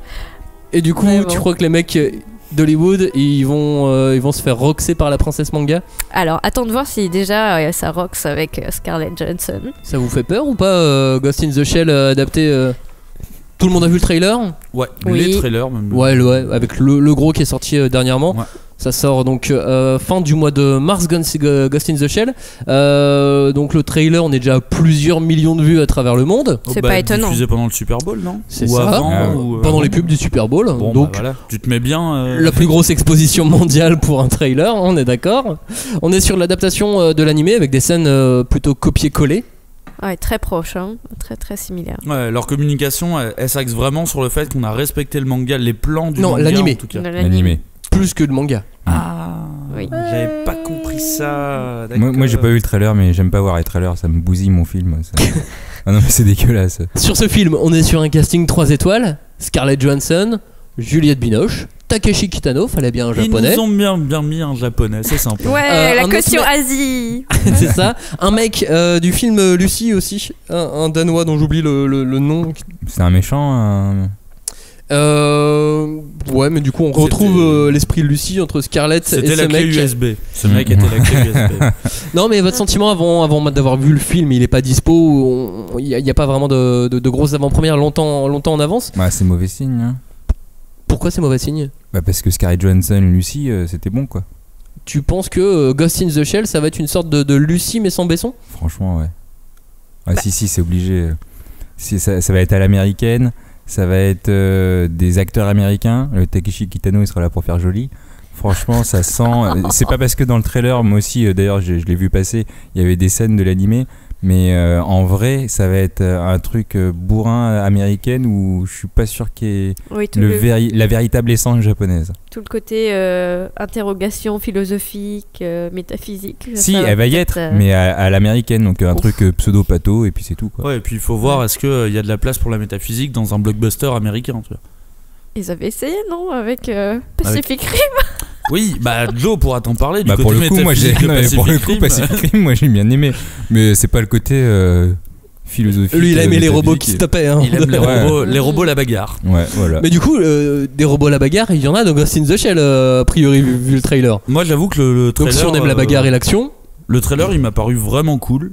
Après, je suis pas familier spécialement de l'univers de Ghost in the Shell, donc on va dire que je risque pas grand chose sur ce film, mais en tout cas là. La bande-annonce, les effets visuels, le rythme, tout ça m'a l'air très bien. Bon, après c'est une bande-annonce, donc tu choisis le rythme que tu veux. J'ai le dernier petit doute que j'ai, c'est un peu Scarlett Johansson. La plastique. Hein. En fait, je sais pas, je la vois pas dedans, pas parce qu'elle est pas japonaise. Hein, ça, j'en ai rien à foutre, mais je sais pas, je la vois pas. Après, t'as besoin d'une star pour lancer un film comme ça, et du coup, il faut prendre des grosses stars, mais c'est vrai que je la sens pas là-dessus. Bah vas-y Julie. Ouais, déjà l'ambiance musicale sera pas la même parce qu'ils ont pas repris la musique de l'animé, non. De l'anime. Ils sont obligés. Financièrement, ils ont pas vraiment le choix. Non, c'est pas forcément qu'ils aient pu ou pas, c'est qu'ils vont gagner beaucoup plus d'argent en recréant eux-mêmes une musique dont ils ont les droits. Oui, c'est clair. À la revendre l'OST derrière. C'est ça, à créer leur propre univers. L'ambiance de Ghost in the Shell, de l'animé en tout cas, c'était, je pense, vraiment dû en grande partie à la musique. Enfin, t'avais une part, forcément. Il y avait vraiment le décalage entre musique traditionnelle japonaise et le truc hyper moderne. Mais ça, je l'ai ressenti vachement dans la bande-annonce. Peut-être plutôt d'un côté visuel, parce que tu vois des geishas, tu vois. Oui. Enfin, tu vois, il y a un mélange. Ce bon vieux, le Japon entre tradition et modernisme, ou modernité et tout. Mais je l'ai ressenti visuellement, en tout cas, je l'ai ressenti ce truc-là. Et d'après le trailer, on est aux États-Unis là. Ça fait un peu bizarre. Je pense que il ressemble. Et même, moi j'ai trouvé que le trailer m'a pas convaincu. Il y a justement trop de japonisme. C'est pas l'Asie. Genre on en a mis trop et on a mis des clichés. On a bien. Il y a la geisha. La geisha, elle est pas dans l'anime. Il y a pas.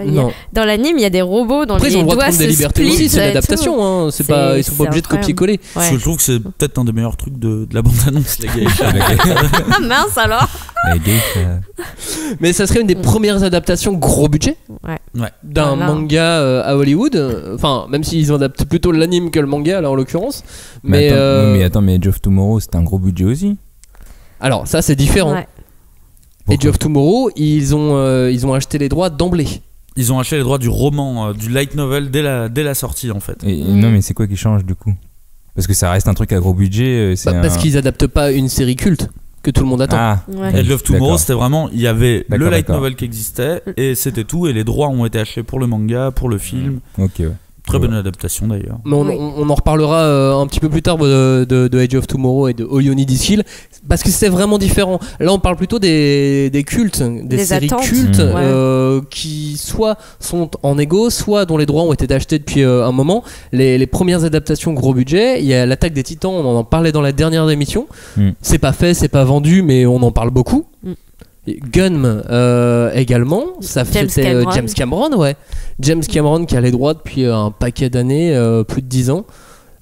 Ouais, mais il veut pas, il dit qu'il est pas prêt, enfin que la technologie n'est pas prête. C'est ce qu'il disait à l'époque, Ouais, mais au bout d'un moment, il a pas le choix contractuellement quand tu achètes les droits. Il re-signe. Ah d'accord. Ouais, c'est tout. Mais c'est juste une option en fait. Ouais, mais c'est pas comme la Warner où en gros le film Spider-Man, le The Amazing Spider-Man, ils ont été obligés de refaire un film pour garder les droits justement. Oui, dans ce cas-là, oui, parce que en gros, il y avait à exploiter la licence. Et fallait qu'ils étaient obligés de faire un film pour ça. Parce qu'ils avaient déjà. Bon, alors on va rentrer dans des. On va rentrer dans des clauses contractuelles. Les contrats sont radicalement différents. Là, pour garder la licence, ils étaient obligés de l'exploiter tous les X temps. Et il fallait mine de rien qu'ils la rentabilisent un minimum parce que c'est une licence qui coûte super cher. C'est ça, et que le coût du film coûtait cher et ainsi de suite. Sur Gunm, c'est une option. Il a acheté les droits d'adaptation. Et il a mis, en fait, c'est comme si il monopolisait en fait le truc. Oui, c'est ça. Il les garde pour lui. Tous les ans, il remet 10 euros. Mais il est pas obligé de faire un film. Mais il est pas obligé de faire un film. Et il est pas obligé. Non, mais il est sûr comme ça qu'il y a personne qui va le faire à sa place. Tu vois, c'est ça le truc. Et libre à l'ayant droit de dire oui, mais moi je veux que dans ma clause, si tu ne fais rien dans les 5 ans, je le récupère, tu n'as pas le droit de la prolonger. Mais lui, chose qui n'a pas été faite. Longtemps. Parce que apparemment, de tout ce qu'on a pu entendre au sujet de Gunm, l'auteur Yukito Kishiro et James Cameron en ont discuté plusieurs fois. Beaucoup de ça. Et ont déjà échangé de nombreuses fois sur l'existence d'un film qui, pour James Cameron, n'est pas prêt à être tourné à l'heure actuelle au niveau de la technologie. Quand même pour l'auteur, parce qu'il a quand même une espèce de... Enfin, j'allais dire garantie, mais c'est pas le bon mot. Il a un monstre qui veut s'occuper de son bébé. Et puis, je pense qu'ils sont, avec le temps, ils sont peut-être mis d'accord, ils sont un peu sur la même. Ou alors, il attend que le mec il meure, le japonais il meurt, parce qu'il sait qu'il va y avoir trop de problèmes, il va y avoir trop de contrôle japonais, et il s'est dit bon, j'attends qu'il crève, et puis après je pourrais faire mon truc. Bienvenue dans la joie et la bonne humeur. Mais absolument pas. Non, d'une, ils en discutent entre eux, et en plus, James Cameron est bien plus âgé. Oui, mais il trouvera un truc technologique pour vivre jusqu'à 150 ans. Parce que dans le même état d'esprit, il y a Guillermo del Toro qui a acheté les droits de Monster depuis énormément de temps, qui a encore l'option et qui en parle tous les ans. Il reparle de Monster. Il a l'option en tout cas. C'est marrant parce que je l'aurais pas imaginé lui dans cet univers. Non, j'avoue que moi non plus, mais pourquoi pas. Oui, et puis en tant que producteur, peut-être tout simplement. Oui, voilà. Bah là, pour le coup, de James Cameron. Comme Keanu Reeves qui avait les droits de Cowboy Bebop, c'était pas forcément pour jouer dedans. James Cameron, il a les droits de Gunn, mais là, il a annoncé que ça serait pas lui qui le réaliserait. Il a dit que ça serait Robert Rodriguez qui le réaliserait. En tout cas, là, au conditionnel, serait... parce que pour l'instant, rien n'est. Si, il l'a annoncé. C'est Cameron qui l'a annoncé que ça serait Robert Rodriguez. Oui, mais le film n'est pas en tournage. Et pour moi, tant que c'est pas en tournage, ça n'existe pas. La dernière annonce en date, dirons-nous. Non, mais c'est vrai que tant que ça existe, tant que c'est pas en tournage, tant que ça n'a pas vraiment démarré, difficile de croire que ça va se faire. Même si sur Dragon Ball Evolution, au début, on s'est dit mais peut-être que ça va être bien. Pourquoi les sujets qui du coup, par contre, ce qui est ce Ghost in the Shell, ce qui m'évoque vraiment, c'est que ça va être un tournant, je pense, pour les adaptations manga, parce que pour le moment, Hollywood et manga, ça se croise rarement. Ça fait pas bon ménage. Pas souvent ensemble. Parce que là, on a beau en parler depuis quelques instants, tout ce qu'on dit, c'est que les Américains prennent des options, prennent les droits, mais ne font rien avec. Ils ne font rien au final. Même ça, c'est classique. Ça, c'est. Mais en France, il y a quand même. Non, ils ont acheté des millions de choses avec lesquelles ils faisaient vraiment des films. Ils ont acheté des millions de choses avec lesquelles ils ne faisaient pas de films, et sur les millions, il y en a peut-être un pourcentage infime où ça y est, il n'y a qu'un seul genre où il y a autant de problèmes, c'est le manga. Je suis pas certain. Moi, tu prends tous les romans jeunesse, tu prends tous les machins. Dès qu'il y a un roman qui sort, bam, il y a quelqu'un qui achète les droits. C'est pas pour autant qu'il y a un film. Si, franchement, si. Sur les romans américains, sur les romans jeunesse. Ouais, mais justement, t'as vu le nombre de paquets de films adaptés de romans jeunesse. Le truc, c'est que maintenant, justement, ils verrouillent très rapidement dès qu'il y a un roman qui sort. Sur quel pourcentage de romans qui est sorti, toi ? T'as vu le nombre de mangas qui sortent ? Ouais, il y a encore plus de mangas que de romans jeunesse. Je sais plus comment s'appelait ce. Cagnard, si vous voulez dire. Il y a en fait maintenant de plus en plus, d'autant plus sur les romans et sur les comics aussi, les droits sont tachés, les droits sont verrouillés alors que le comics n'est même pas sorti. C'est ce qui est arrivé pour Kick-Ass par exemple. En écriture. Kick-Ass, le bouquin n'était pas physiquement sorti, que les droits étaient déjà vendus. Mais ça, c'est pas grave. Ah non, c'est pas ça veut grave dire que les mecs misent sur l'histoire avant de miser. Non, mais ça veut dire que de plus en plus, les mecs vont chercher là-dessus. En même temps, Alien, ça a été vendu comme un pitch. Hein. Le mec, il est arrivé devant le producteur, Ridley Scott, il a dit: je vais faire les Dents de la Mer, mais dans l'espace. Ok, maintenant assieds-toi, on va vraiment parler de ton film. Mais sa catchphrase pour vendre son film, ça a été les Dents de la Mer dans l'espace. Ça a donné Alien plus tard. Sharknado, ouais, merci. Ça n'a pas donné Sharknado. Les Dents de la Mer. Disons qu'à contrario des romans et des comics, c'est beaucoup plus rare de voir des adaptations qui vont au bout en termes de manga. Ouais, revenons au manga. On voit que là, que c'était donc plutôt difficile. Quand on en parle, on dit c'est en tractation. On parle aussi de Bleach, de Naruto qui serait également en tractation. En live. Mais on voit, en live. Et on voit rien venir. En live et avec des acteurs américains. Pas avec des acteurs américains, des acteurs internationaux. Là sur Ghost in the Shell, il y a un Danois, un Japonais, un Français, une Américaine. Pour Ghost in the Shell, s'ils ont mis Takeshi Kitano, c'est pas pour rien. C'est pour pouvoir le vendre en Asie aussi. Oui, mais c'est aussi pour justifier le casting international. Mais c'est marrant qu'ils aient commencé que leur choix s'est porté sur Ghost in the Shell, parce que tout le monde parlait d'Akira pendant un moment. Pourquoi tout d'un coup on l'a oublié ? Akira, les droits aussi, mais je pense qu'il y a des difficultés avec Katsuhiro Otomo. Akira, ça a posé problème, et d'ailleurs il y a pas mal de storyboards qui existent de Akira, de l'adaptation en film, mais qui n'ont rien donné au final, pour le moment en tout cas. Death Note va arriver aussi dans pas longtemps. Est-ce qu'on peut s'en réjouir de tous ces films ? Ou de tous ces projets d'adaptation en tout cas. Moi je pense que... on a beaucoup parlé de ça en première partie, mais est-ce que le fan pourra supporter la transition du papier à l'écran ? Mais c'est pas les mêmes. Là sur le manga on va être sur... c'est le même modèle que pour les comics. Les fans de comics sont moins nombreux et sont experts. Les fans de séries de super-héros... sont plus grand public mainstream. C'est ça. Si le film et aiment les films de super-héros. Parce qu'on aura beau dire, tu vois, le dernier, Suicide Squad, tous les fans ont hurlé. Ils ont quand même fait je sais pas combien de millions. Hein. Ils l'ont remboursé le film. Oui. Et les gens l'ont vu. Oui. Bah moi je l'ai pas vu. Moi je l'ai vu. Ça valait le détour. Je peux vous le dire. On a vu l'affiche. Non mais du coup est-ce qu'on peut s'en réjouir ? Est-ce que ça veut pas tout simplement dire que le manga rentre dans une autre ère ? Je pense que comme le comics a pu rentrer dans une autre ère. C'est une vraie question que je me pose. Je pense que Ghost in the Shell va être celui qui va un peu donner le ton pour le reste, parce que soit ça va être je le sens vraiment pas comme Dragon Ball Evolution, hein, mais ça va être une plantade énorme, c'est-à-dire les fans du manga s'y retrouvent pas, les nouveaux spectateurs qui connaissent pas du tout Ghost in the Shell, ils trouvent que c'est débile, et du coup ça fonctionne pas du tout, et là on peut être sûr que pendant 10 ans il y aura plus aucune adaptation de manga, soit ça fonctionne, et là on va se diriger vers un torrent, je pense. Bah après moi, en fait ce qui s'est passé c'est que j'ai vu le trailer en même temps que j'ai vu le trailer de Valérian. Ah oui, bah et ouais, il y avait une espèce d'effet miroir qui était assez bizarre. Ouais, il y a une petite ressemblance. Dans quel sens parce que les deux parlent de SF, d'un univers futuriste, robotisé, avec des héroïnes fortes. Et les deux sont des adaptations. C'est des adaptations de bande dessinée ou de manga animé. Et moi, autant Valérian, j'ai beaucoup aimé. Je me suis dit, ça me parle. Autant Ghost in the Shell, je me suis dit non mais là laisse tomber quoi. Donc il y a vraiment, enfin c'est Ghost in the Shell, il est clairement passé à la moulinette Hollywood.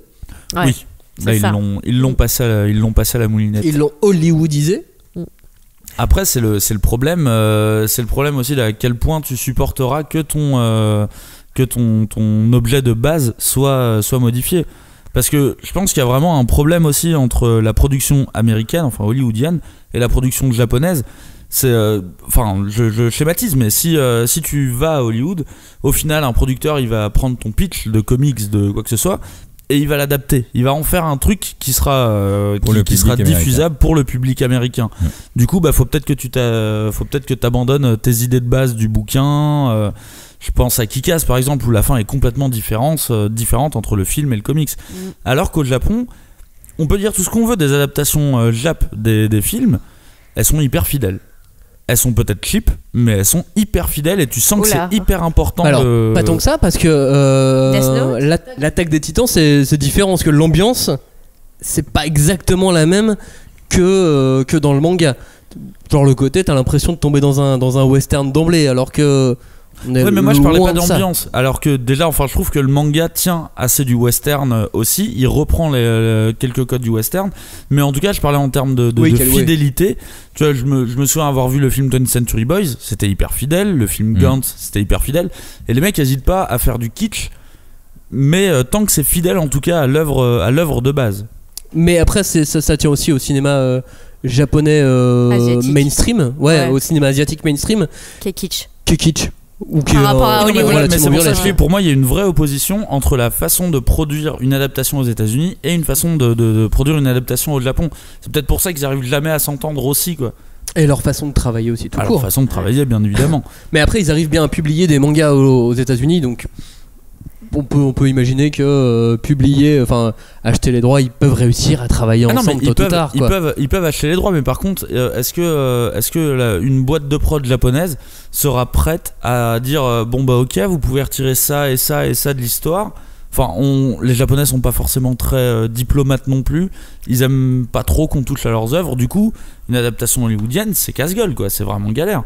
Où là, tu peux avoir ta fin qui est complètement différente. Tes persos qui étaient noirs à la base deviennent blancs après. Enfin, c'est les spécialistes pour ça, tu vois. Ça, on l'a vu justement sur All You Need Is Kill, Edge of Tomorrow, qui était donc le light novel. C'est ce dont tu parlais tout à l'heure, Johnny. Où là, ça a été réussi, non? J'ai pas eu le manga, mais il paraît. Non, le film, toi tu l'as trouvé réussi ou pas? Le film il était super bien, et franchement je m'y attendais pas du tout. Et heureusement d'ailleurs que j'ai pas lu le pitch en résumé ou que j'ai vu des trailers, parce que dans le trailer il te spoil en fait l'intérêt, où tu découvres que c'est le suspense qui est à son comble, que quand tu découvres que quand il meurt tu il veut pas le dire, parce que je veux pas envie de spoiler les gens si des gens l'ont pas vu, parce qu'il faut vraiment qu'ils le voient et qu'ils le découvrent par eux-mêmes. C'est le principe du film. Oui, c'est le principe du film, et moi sachant que j'avais pas vu tout le pitch et tous les trucs, et j'étais bien content de pas l'avoir découvert avant, que en gros le mec il meurt, tu fais merde, on a commencé, ça fait 20 minutes de film, il meurt. C'est quoi cette blague? Et après c'est vrai, tu vois qu'il revient, donc tu fais merde, c'est une sorte d'un jour sans fin. C'est nul en fait. Et puis après il continue, et là tu fais c'est nul en fait. Et après tu continues, t'as vraiment une histoire qui va avec. Et là t'as Tom Cruise, franchement dans ce film là, je trouve qu'il est bien. Parce que moi mais c'est aussi c'est la clé du truc, hein. Ouais, mais il fallait, c'est la clé du truc, mais ça n'empêche que si tu le sais au départ, c'est quand même moins bien. Ah bah non, moi je trouve pas, parce que après, moi j'ai vu la bande-annonce de All You Need Is Kill avant, Edge of Tomorrow, avant qu'on entende parler du manga, et très clairement, c'était un peu la punchline du truc, c'était entre le jour de la marmotte et Starship Trooper. Si, bah vas-y, mortel, on part. Le pitch était bon d'ailleurs dit comme ça. Bah ouais, non, mais dit comme ça, moi ça me paraissait Mais mortel. du coup, le côté manga, tout ça, c'était pas du tout ressenti dans le film. Pas spécialement. Ah non, ils étaient tous américains. Si, le côté mecha. Le côté mecha, ça c'est un truc qu'ils ont vraiment gardé du il était bien d'ailleurs. Mais les personnages ne sont pas les mêmes, les rapports entre les personnages ne sont pas les mêmes non plus. Mais l'histoire n'est pas la même non plus, je crois. Mais il y a que si, quand même, il y a pas mal de rapprochements. Il y a une base qui est commune. Mais après, ils ont écrit un film en adaptant le roman, ils ont écrit un manga en adaptant le roman. Ouais, c'est clair. Après, je le connais pas le roman, donc je le sais pas, mais je trouvais qu'ils avaient pris un il a pas été publié en français le roman, si chez Kazé ou à l'époque. Ok. Ah bon, chez Kazé. Et je trouvais qu'ils avaient pris un vrai risque parce que le héros du manga est un héros, alors que dans le film, c'est un connard. Tom Cruise, c'est vraiment un connard dès le début. Non, c'est pas un connard. C'est un Tom Cruise. Non, c'est un connard. Non, mais il a un petit côté d'écriture quand même. C'est un petit côté. Attends, le mec il veut esquiver la guerre et tout. Il est là. Ah oui, mais c'est un jeu. Oui, mais c'est pas un connard. C'est un jeune foutiste qui veut être tranquille dans sa vie. Mais c'est pas un connard par rapport qui va faire chier les autres. C'est plutôt je m'en foutisse, ne me faites pas chier. C'est pas la même chose. Pour Cagnard dans la vie, s'il le rencontre, ce mec il lui dit mais c'est un connard. Bah enfin je sais pas si vous vous souvenez vraiment du début du film, mais Tom Cruise est vraiment connard. Bah oui, il explique très clairement qu'il y a des gars qui vont aller crever et lui il va rien faire. Lui il veut rester dans son truc. Que c'est pas grave, ça va servir d'axe de com quoi. Mais quoi qu'il en soit, c'était quand même un bon axe et une belle adaptation. Et peut-être que pour Ghost in the Shell, non, j'allais dire peut-être qu'ils vont s'en séparer, qu'ils vont l'avoir adapté librement. Mais en fait, là ça va être compliqué. Quand on voit la bande-annonce et qu'on voit qu'il y a des scènes copiées-collées, plan par plan. Après, je sais pas si vous avez vu, mais il y a une incohérence dans Edge of Tomorrow. Petite anecdote pour ceux qui ont vu le film. Et ben c'est que donc il découvre comment il revient dans le temps. C'est qu'il a pris du sang du monstre. Ok. Vous suivez. Et il va découvrir que la meuf, elle est comme lui. Oui. Sauf qu'elle va dire qu'elle a perdu son pouvoir. Sauf que comment elle sait qu'elle a perdu son pouvoir? Parce que pour le perdre, il faudrait qu'elle meure et qu'elle ne revive pas. C'est pas parce qu'elle a plus les visions ou une connerie comme ça? Non, parce qu'en gros pour ça, c'est vrai que techniquement elle devrait pas. Elle dit ouais, mais pas s'en souvenir. Elle dit ouais, je peux pas mourir. Ah bon, pourquoi? Parce que sinon, ça sera la dernière fois que je meurs. Oui, mais comment tu le sais? Après, c'est un film. C'est le principe du film. C'est un film à ellipse. Donc peut-être qu'à chaque fois qu'il la voit, à chaque fois, il reprend le temps de tout lui expliquer ce qui s'est passé. C'est un film à ellipse. Bah, c'est le principe du film. Oui, mais elle lui explique à un moment que faut surtout pas qu'on lui fasse une transfusion sanguine, parce que c'est ça le truc. C'est si on fait une transfusion sanguine, il aura plus le sang du méchant, du méchant des monstres dans son sang, et que c'est comme ça qu'il perdra son pouvoir. Sauf que comment elle peut le savoir que c'est comme ça que tu perds ton pouvoir? Bah parce que elle, ça s'est arrêté. Mais non, parce que pour que ça s'arrête et qu'elle sache, il faudrait qu'elle meure. Mais si elle meurt, elle est morte. Si à un moment elle dit qu'elle a failli mourir et on l'a sauvée au dernier moment par une transfusion.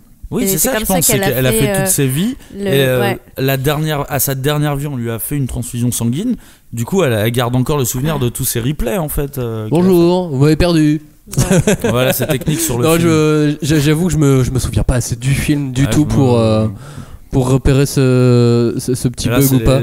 Donc il faut revoir Edge of Tomorrow. Revoyez Edge of Tomorrow et lisez All You Need Is Kill. Oui, mais du coup, c'est pas du tout les mêmes. Enfin, il y a pas cette incohérence là, ou il y a pas ça en tout cas dans All You Need Is Kill, parce que le développement du manga et du film sont radicalement différents. Bon, radicalement différent. Le concept reste le même. Mais les personnages, pas du tout, par exemple. Non. Alors que là, pour Ghost in the Shell, c'est les mêmes personnages. Réponse à la fin du mois de mars. N'hésitez pas, dès que vous avez vu Ghost in the Shell, hashtag 5DC. Dites-nous ce que vous en avez pensé. Il y a un autre truc aussi que je trouve abusé au niveau de Hollywood et des mangas, c'est les Oscars. Là, les Oscars, c'est en ce moment. Oui. Tout le monde va en parler. Les films d'animation, comme d'habitude. C'est des films américains qui vont gagner, quoi, et il n'y a pas de japonais. Le dernier long métrage japonais qui a gagné, c'était en 2003, c'était Le Voyage de Chihiro. Nous seuls. Ça ne rajeunit pas. Ah voilà, c'était il y a 4 ans. C'était il y a 14 ans. Ah oui, 14 ans. Voilà, on est en 2007, les gars. Mais qu'est-ce qui s'est passé? Elle recommence. La magie du podcast. Et Jeff Tomorrow. Non, là j'ai la liste. Monde de Nemo, Les Indestructibles, Voilà c'est gros mythe, Happy Feet, Ratatouille, j'en passe.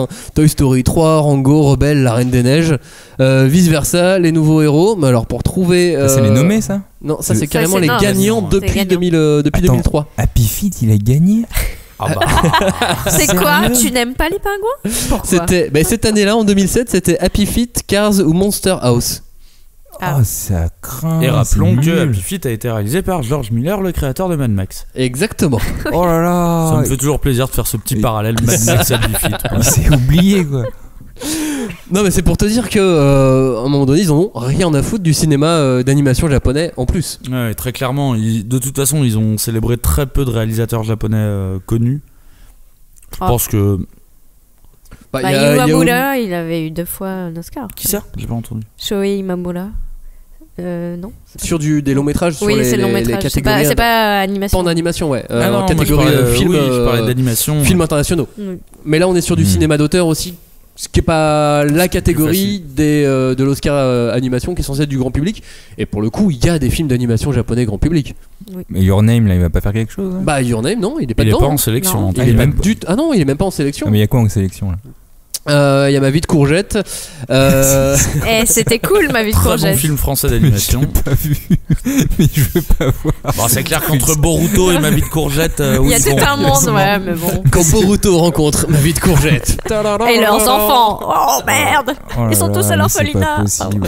Et c'est tous des courgettes. Non, mais ça sera encore il y a comme des bêtes, ça sera encore un film américain qui gagnera le long métrage d'animation.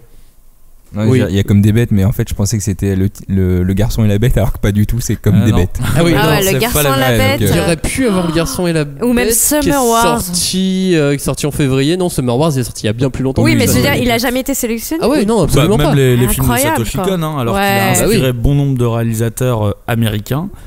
Mais je pense qu'il y a un système pour rentrer dans les Oscars aussi, c'est ce qu'on entend souvent. Un bac chiche. Non, pas un bac chiche, mais qu'il faut. Il y a du lobbying. Qu'il y a du lobbying, il faut faire une pelletée de. Faut faire ta campagne en fait. Il faut qu'un producteur soit derrière toi. Là par exemple sur Ghost in the Shell, l'un des producteurs c'est Avi Arad. Ça aide. Et ben ouais, il a produit la moitié des Marvel. Voilà, ça aide pas mal. Après les Marvel se retrouvent jamais aux Oscars, enfin sauf pour les trucs techniques. Et, il a même fait un manga chez Kiun, un one shot. Oui c'est vrai. Oui il avait The Innocent, ça s'appelait. Je l'avais acheté le premier week-end où je l'étais arrivé à Lille. Le mec nous raconte sa vie. Très bien. Et ben en plus c'était pas génial. De quoi t'en arrivé à Lille ou ce one shot? Bah c'était chez qui où nous avait fait un tabac justement à cause de la vie à c'était passé sur Allociné, c'était passé sur plein de trucs. Ah ouais non je me souviens pas et c'était bien. Non non mais c'est non surtout pas. C'était un one shot du coup c'est toujours trop court mais c'était bien gratté quoi. Franchement, non plus. Il y a des one-shots qui peuvent être bien grattés. Après, mais le dessinateur c'est un japonais. Ouais, donc du coup Avi Arad sait travailler avec les japonais. Ouais. A priori. Mais j'avoue que j'avais sur un one shot. Donc non mais s'il a réussi à écrire un manga avec un dessinateur japonais, on peut se dire qu'en tant que producteur exécutif, ça lui fait plus peur. Travailler avec les ayants droit japonais, ça lui fait pas peur pour adapter Ghost in the Shell. Le problème c'est ce que t'as dit, peut-être que c'est encourageant pour Ghost in the Shell. Non mais enfin ça date d'il y a quelques années déjà quand même. Et il y a rien eu derrière. Peut-être que le mec est vraiment fan de manga comme producteur. Il y a pas que le réel. Le mec a compris, il est reparti. Sachant que le réalisateur de Ghost in the Shell, c'est lui qui avait réalisé Blanche-Neige, le dernier, Blanche-Neige et le chasseur. Super, merci Kirsten. Allez Kirsten, allez bien. Non mais c'est peut-être le problème que t'as évoqué. Pourquoi il n'y a pas les. Ça accompagne pendant un moment aussi. Donc c'est peut-être le problème que tu as évoqué, c'est que les Oscars, c'est du lobbying, de l'accompagnement, il faut montrer que tu es là. Et les Japonais, ils sont pas forts pour ça. Les interviews, c'est des grosses merdes, ils y arrivent pas. Et ils veulent pas se montrer justement, ils préfèrent rester derrière et pas trop parler. Donc forcément, tu peux pas vendre un Japonais en interview pour les Oscars. Tu peux pas faire ça. Oui, ça marche pas. Si les mecs te demandent les questions à l'avance et tout. Non mais même les questions à l'avance, c'est le mec qui va répondre par oui ou par non. Alors c'était comment vous avez exprimé quoi? Le oui. Ça. Ouais mais attends sur les comics adaptés ou les BD c'est pas les auteurs qui parlent, c'est les réalisateurs et les comédiens. Oui mais là on parle de films d'animation. Ah là tu revenais sur les films d'animation. Sur les films d'animation. Ok. Oui, et je suis d'accord. Enfin, c'est vrai que le système japonais, c'est de préserver au maximum le mec qui crée l'univers, le créateur, et son univers, et qu'il soit dans sa bulle et qu'il en tire le maximum pour vraiment emmener les gens vers son univers et pas l'inverse quoi, d'essayer d'aplanir à fond avec du marketing. Et ça serait la machine Oscar et la machine Hollywood qui serait totalement incompatibles. Pas que, parce que même la vision des gens, elle est hyper galvaudée sur l'animation japonaise. Ouais. Tu vois, enfin, je me rends pas compte aux États-Unis comment ça peut être. Tu connais combien de gens qui regardent les films de Pixar? Le Rakugo ou la vie. Non mais il y a eu un film ou pas pour le Rakugo ou la vie? Il y a le premier épisode, c'était un OAV d'1 heure. Oui, mais non, c'est un pilote. C'est un pilote, mais je veux dire, c'est quelque chose qui a du contenu qui s'adresse à des gens qui veulent pas voir de la baston, qui veulent pas voir. Et qui pourrait parfaitement, techniquement, rentrer dans le cadre des Oscars. Enfin, je l'ai pas vu, je connais pas le niveau de qualité du truc, mais vu la thématique en tout cas. Pour un truc mais de toute façon, même nous, entre nous, combien de gens on connaît qui suivent toutes les productions Pixar, toutes les productions Disney, toutes les productions DreamWorks et qui ne connaissent pas un film d'animation japonaise parce que pour eux l'animation japonaise c'est Naruto, c'est Dragon Ball, c'est la bagarre et qui ont aucune idée. Enfin, s'ils connaissent Miyazaki, ils le connaissent de loin, tout le monde a vu Chihiro et compagnie, mais l'animation japonaise n'a pas bonne presse de manière générale. Moi je connais pas de fan d'animation qui est pas fan, qui regarde pas d'animation. Qui est pas fan de Totoro. Ils sont tous fans de Totoro. Dès que tu vas gratter un peu, tu demandes Satoshi Kon. Non, Satoshi Kon quand même. Non, j'essaie de réfléchir. Franchement, avant Your Name, les films d'animation japonais, ça il y avait Princesse Kaguya, c'était. Le vent se lève, je trouvais ça Kaguya qui était beau, le vent se lève. Mais je trouvais ça nul. Pas ce qui est beau. On demande juste autour de vous, est-ce que les gens regardent des films, pas des séries, des films d'animation japonaise qui sont hors du milieu du manga et compagnie, alors que tout le monde va voir les DreamWorks, tout le monde va voir les Pixar. C'est parce que quand tu vois la sélection, c'est vrai que tout ce qui est américain, on va dire, c'est majoritairement destiné à un public enfant ou tout public familial. Enfin, Vice Versa, par exemple, qui a gagné l'an dernier, clairement, c'est pour toute la famille. Alors que c'est plutôt pour les adultes. Vent se lève, qui était nominé une année avant, je crois, clairement, ça s'adresse pas à des enfants de 10 ans. Enfin, mais Vice Versa non plus, hein. Franchement, non, mais Vice Versa. Oui, mais il y a la deuxième lecture. Sauf que la deuxième lecture. Je disais bien que Cagnard, elle a adoré la deuxième lecture. Mais la deuxième lecture a pris beaucoup d'ampleur à Vice Versa. Hein. Vice Versa, tous les gamins sont allés le voir, mais il n'y en a aucun qui a compris. Et là, pour le coup, c'est chaud. Moi, je suis resté bloqué sur ce que Cagnard a dit. J'ai beau chercher, mais pour moi, tous les gens que je connais qui vont voir des films d'animation regardent aussi des films d'animation japonais. Ah, mais dans mon entourage, pas du tout, mais vraiment pas du tout. Et le nombre de gens que je connais qui se disent fans d'animation et qui n'ont jamais vu un Satoshi Kon, qui n'ont jamais vu un Miyazaki, j'en connais énormément. Pourquoi ? Parce que le film d'animation, non mais bien sûr c'est triste, mais le film d'animation DreamWorks, Pixar, c'est la facilité pour emmener avec tes gosses et tout. Vu qu'on t'a dit qu'il y avait un deuxième niveau de lecture, il doit y en avoir un, il n'y a pas besoin de le chercher, il y en a un. Pardon, mais excuse-moi, la tortue rouge qui a fait un tabac, qui a fait un tabac, il est pas en sélection. C'est fou quoi. Hashtag 5 décès. Non mais dites-nous vraiment autour de vous. Non, on peut aussi on va faire un sondage. Le sondage sur Twitter ou sur Facebook.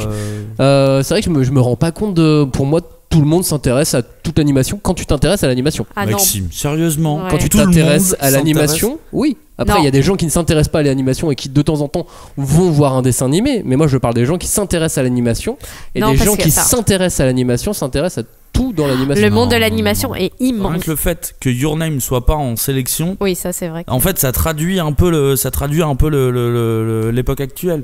C'est que les même à l'époque, la grande aventure Lego, il a pas été aux Oscars. Il a été aux Oscars pour la meilleure chanson, pas pour le meilleur film d'animation. Everything is awesome. Qui était une super chanson. Everything is cool. La chanson était vraiment cool, c'est vrai. Et il y a une traduction française. Et qui avait un vrai second. C'est quoi la traduction française ? C'est exactement les paroles anglais. Tout est super génial, tout est bien quand t'es dans une équipe. Même la version française était cool. Super génial. Mais ça prouve bien que, et pour le coup, ce film a un vrai second niveau de lecture dans La Grande Aventure Lego. C'est pas passé pour autant. Non, ce qu'on veut, c'est comme des bêtes. Parce que les animaux sont méchants. C'est ça le délire. Hein ? Non, c'est pas toi qui m'avais dit, si, viens le voir, il y a des animaux qui sont méchants. Le mec, c'est pas c'est pas bon de balancer, c'est pas bon. Mais c'est surtout que je m'imagine même pas dire. Non, mais viens le voir, il y a des animaux, ils sont méchants. Mais vous savez pas, vous connaissez pas ma vie, vous savez pas d'où je viens. Les gens, ils sont tellement désespérés qu'ils me pondent des pitchs improbables pour que j'aille voir des films d'animation. Mais tu vas jamais au cinéma, toi, de toute façon. Moi je crois que on t'a dit on va manger un burger. On va au Five Guys, hors sujet, complètement hors sujet. Et qu'après on allait au cinéma. Si, après on m'a dit ah non mais si c'est super drôle parce que les animaux ils réagissent pas comme on aurait dit qu'ils réagissaient. Ils étaient méchants alors qu'ils étaient pas méchants. Ah non, c'est que des stéréotypes dedans. J'en sais rien, de toute façon vous me l'avez mal vendu. Et t'es allé voir Sausage Party? Non parce que je l'aime pas trop, c'est trop. Qui n'est pas non plus aux Oscars, Sausage Party. Incroyable.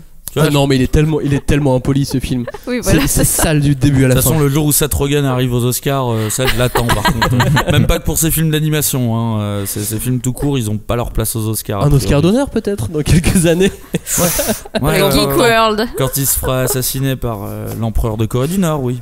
Voilà. Bon, en tout cas, on n'a pas de film de long métrage d'animation japonais aux Oscars cette année non plus. Peut-être qu'on doit attendre le retour de Miyazaki en 2019 s'il revient un jour. Bah, Miyazaki, c'est le Télérama, quoi. Ça passe.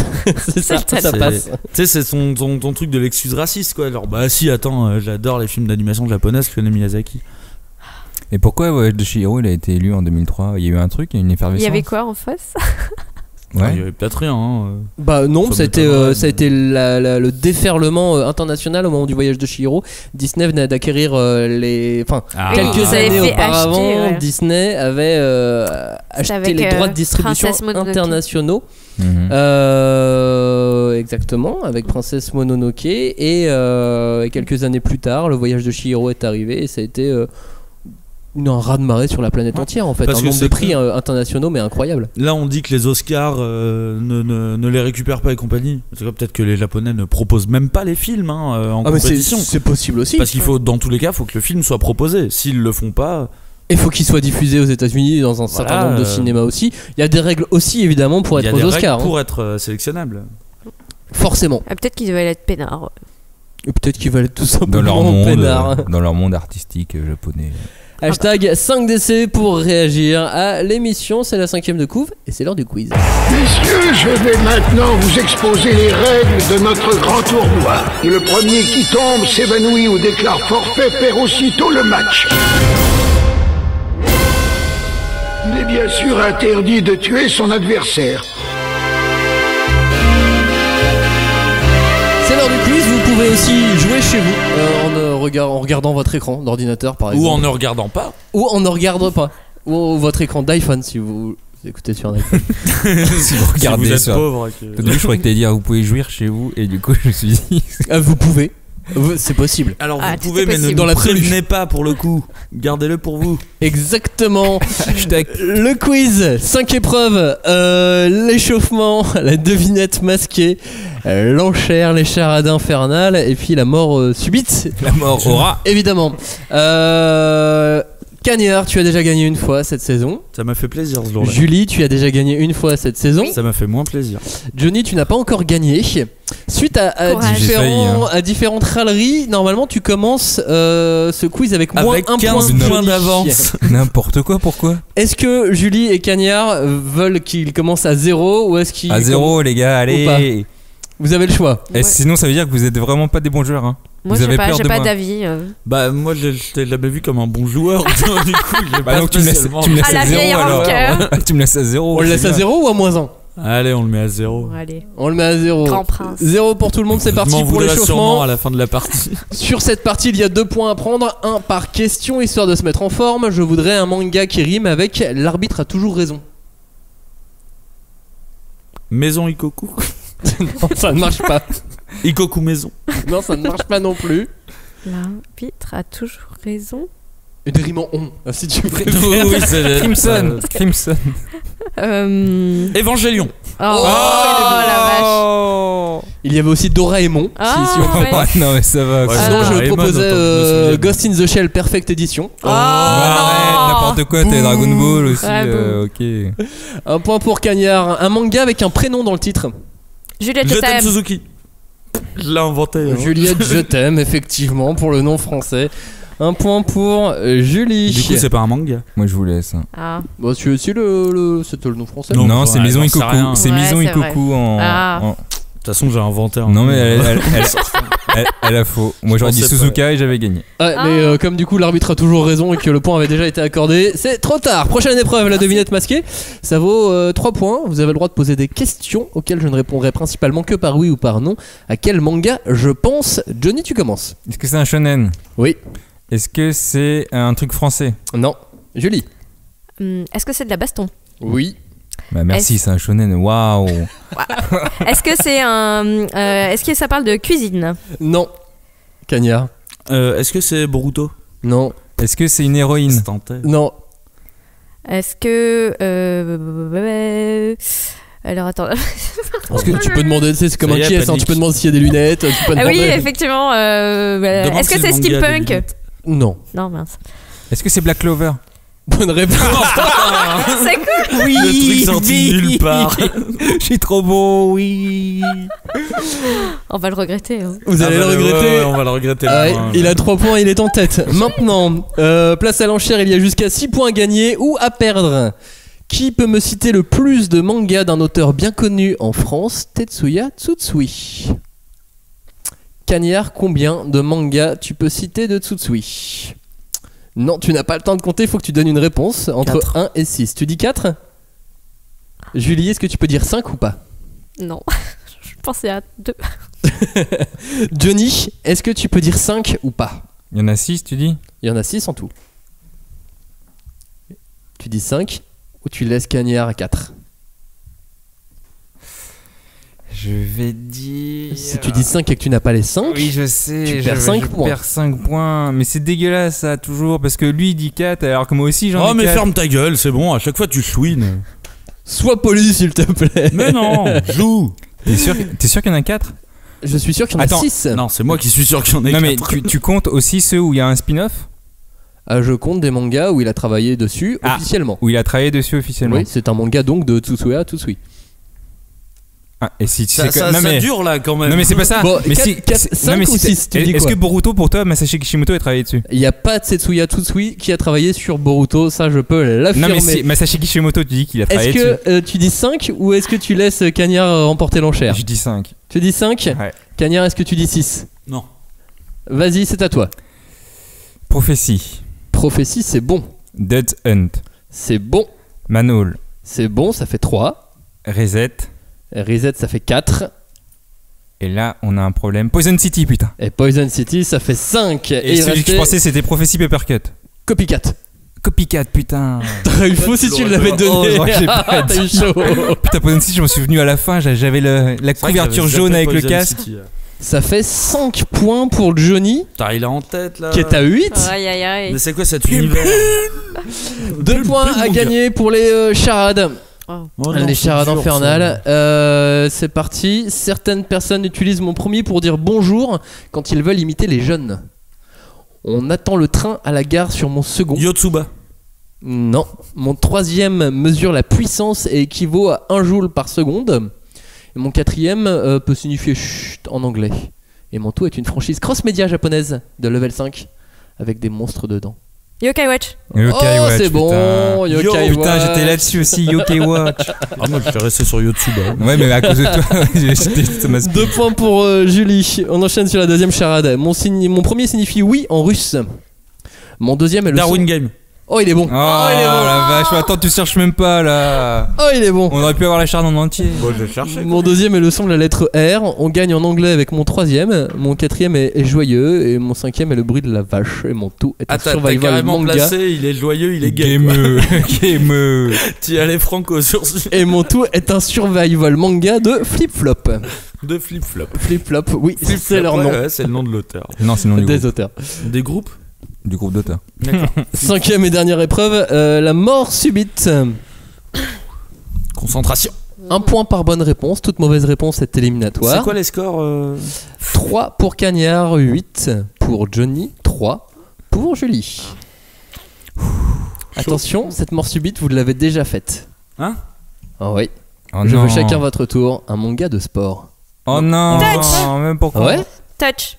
Sauf qu'on commence avec Cagnard. Ah merde, Touch. Oh, il est sale. Oh, il est tellement sale. Un point. Crocos basket. Oui. Haikyuu. Oui. Slam Dunk, est-ce que si je peux le dire? C'est pour ça que je voulais le dire. Angel Voice. Angel Boy, c'est bon. Hajime no Ippo. C'est bon. Aile. Aile, c'est bon.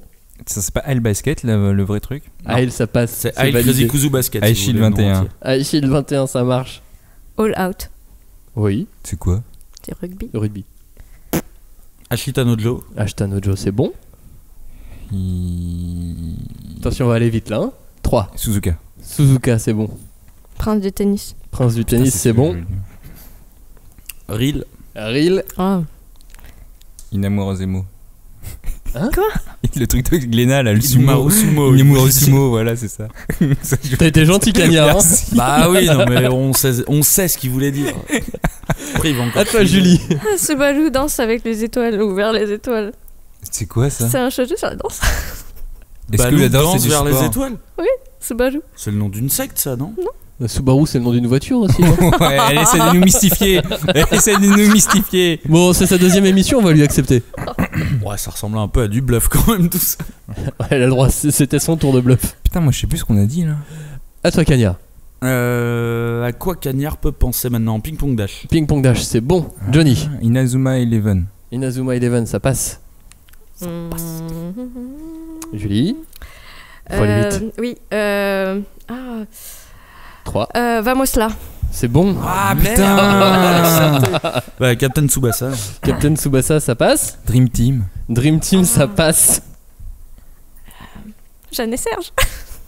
On l'a passé la dernière fois. On l'a passé la dernière fois parce qu'effectivement il était sorti. Et qu'il y avait et qu'on sait maintenant qu'il y a un manga Jeanne et Serge qui a existé. Du coup, Kuroko il a été placé? Non. Ouais. En premier, si, en premier, c'est moi qui l'ai dit. Et après il a dit Slam Dunk justement. C'est mon premier manga que j'ai placé, c'est Kuroko's Basket. J'en sais rien, je posais la question. Donc tu ne l'as pas dit, c'est ça que tu voulais dire? Bah non, du coup Air Gear. Attends, donc on accepte Air Gear en sport. Il est passé la dernière fois. C'est toi qui l'as dit, mec. Ouais, je sais. Ils vont finir par se taper dessus, attention. Ok, Sayonara Allez, Football. On lui accorde. Et c'est bon pour Sayonara Football. Attention, vous avez tous les deux, Julie et Cagnard, utilisé votre joker, ça peut passer. Pourquoi? Yowamushi Pedal. Ouais, mais il est pas sorti en France. Oh, mais c'est du cyclisme. Mais il est pas sorti en France. C'est celui sur le vélo? Ouais, oui. C'est celui-là. Enfin, il y en a plusieurs, mais oui, c'en est un sur le vélo. Allez, c'est ton dernier joker. Ouais. Bah arrête, elle a 10 000 jokers là. Ouais, mais elle ne râle pas à chaque question, Johnny, contrairement à toi. Bamboo Blade. Non, pas le mien. Johnny? Alors, la dernière fois, il était passé et j'ai pas fait de joker encore. À l'assaut du roi. À l'assaut du roi, et c'est ton seul joker. Toi, c'est parce que tu râles tout le temps aussi. Hein. Tu le sais que t'es mauvais joueur. Julie, t'as 3 secondes. 2 secondes. 1. Et c'est perdu. Ouais. Cagnard, c'est à toi. Angel Voice. J'ai déjà dit. Tu as déjà dit. Et c'est perdu, et c'est une victoire de Johnny. Attends, j'ai peut-être un autre. T'en as un autre? Vas-y. Ah putain, j'en avais d'autres. Bah j'ai un anime, j'ai Free. J'ai pas entendu qu'il avait été dit. Mais oui. J'ai Free, mais ça compte pas. Non, Free passe pas, mais c'est une victoire de Johnny. Tu la tiens ta victoire, Johnny? Est-ce que Pokémon on peut mettre un sport? Mais non. Non. Bakugan non. Même quand il gagne en fait il veut râler. Il y a pas moyen de récupérer des points d'avance pour les prochaines parties. Attends, mais j'ai gagné avec haut la main là quand même. T'as gagné avec haut la main. Alors moi comment ça s'appelait le truc sur les courses de scooter de mer là? Il y avait pas un de jet ski? Oui, enfin c'est pas du jet ski. Un manga sur jet ski. Un truc. Il y a des mangas surtout, c'est quand même ça qui est beau avec le manga. Peut-on tout faire en manga? Je vous invite à écouter l'émission précédente. Ah mais il y avait Happy. Oui. Oui, mais c'est pas vraiment du tennis, Happy. Bah attends, il avait eu Flavien avec ça. Hein. Non, c'est moi qui l'avais dit. Bah, c'est toi qui m'as dit c'est pas du tennis. Mais il y avait pas le truc de baseball le chez Pikato? Bah si, il y a H2, il y a le Hayaku de. Free Fight. On peut mettre ça? Ouais. Ok. Et c'est pour ça. Moi j'en avais d'autres en fait. Overbleed, ah bah voilà, on en a plein en fait. Moi je pensais que si je disais un truc qui avait déjà été cité, vous me disiez déjà cité, il fallait que j'en dise un autre. Ah non, ça marche pas comme ça. Je pensais pas que c'était élimination. Non, c'est élimination directe. Alors je gagne avec combien de points? Tu gagnes beaucoup. Je te laisserai compter, je te laisserai la feuille et puis tu compteras et tu nous le diras à la prochaine émission. Ouais, d'accord, les gars. Même avec vos moins 1 point, je gagnais. Et là, ça, il tient sa victoire. Vous allez pas le tenir. Hein. Il va falloir le museler pour la prochaine fois, je vous le dis. Je tiens ma victoire. On va s'entraîner. En même temps, c'est ce qu'on avait dit au début de la création de ce podcast. Une victoire par an pour Johnny. Et bah voilà, il l'a fait en février. Il l'a eu dès le début d'année. Le reste d'année va être dur. On est en mars. Merci à vous de nous avoir écoutés. N'hésitez pas à réagir. Hashtag 5DC pour qu'on retrouve toutes vos réactions sur Twitter. Sinon, venez avec nous sur le Facebook de l'émission. Et n'hésitez pas à nous mettre quelques petites étoiles sur iTunes aussi. Exactement. Ça nous fait plaisir. Merci Johnny. Au revoir Johnny. Eh ouais, c'est Nisa ça.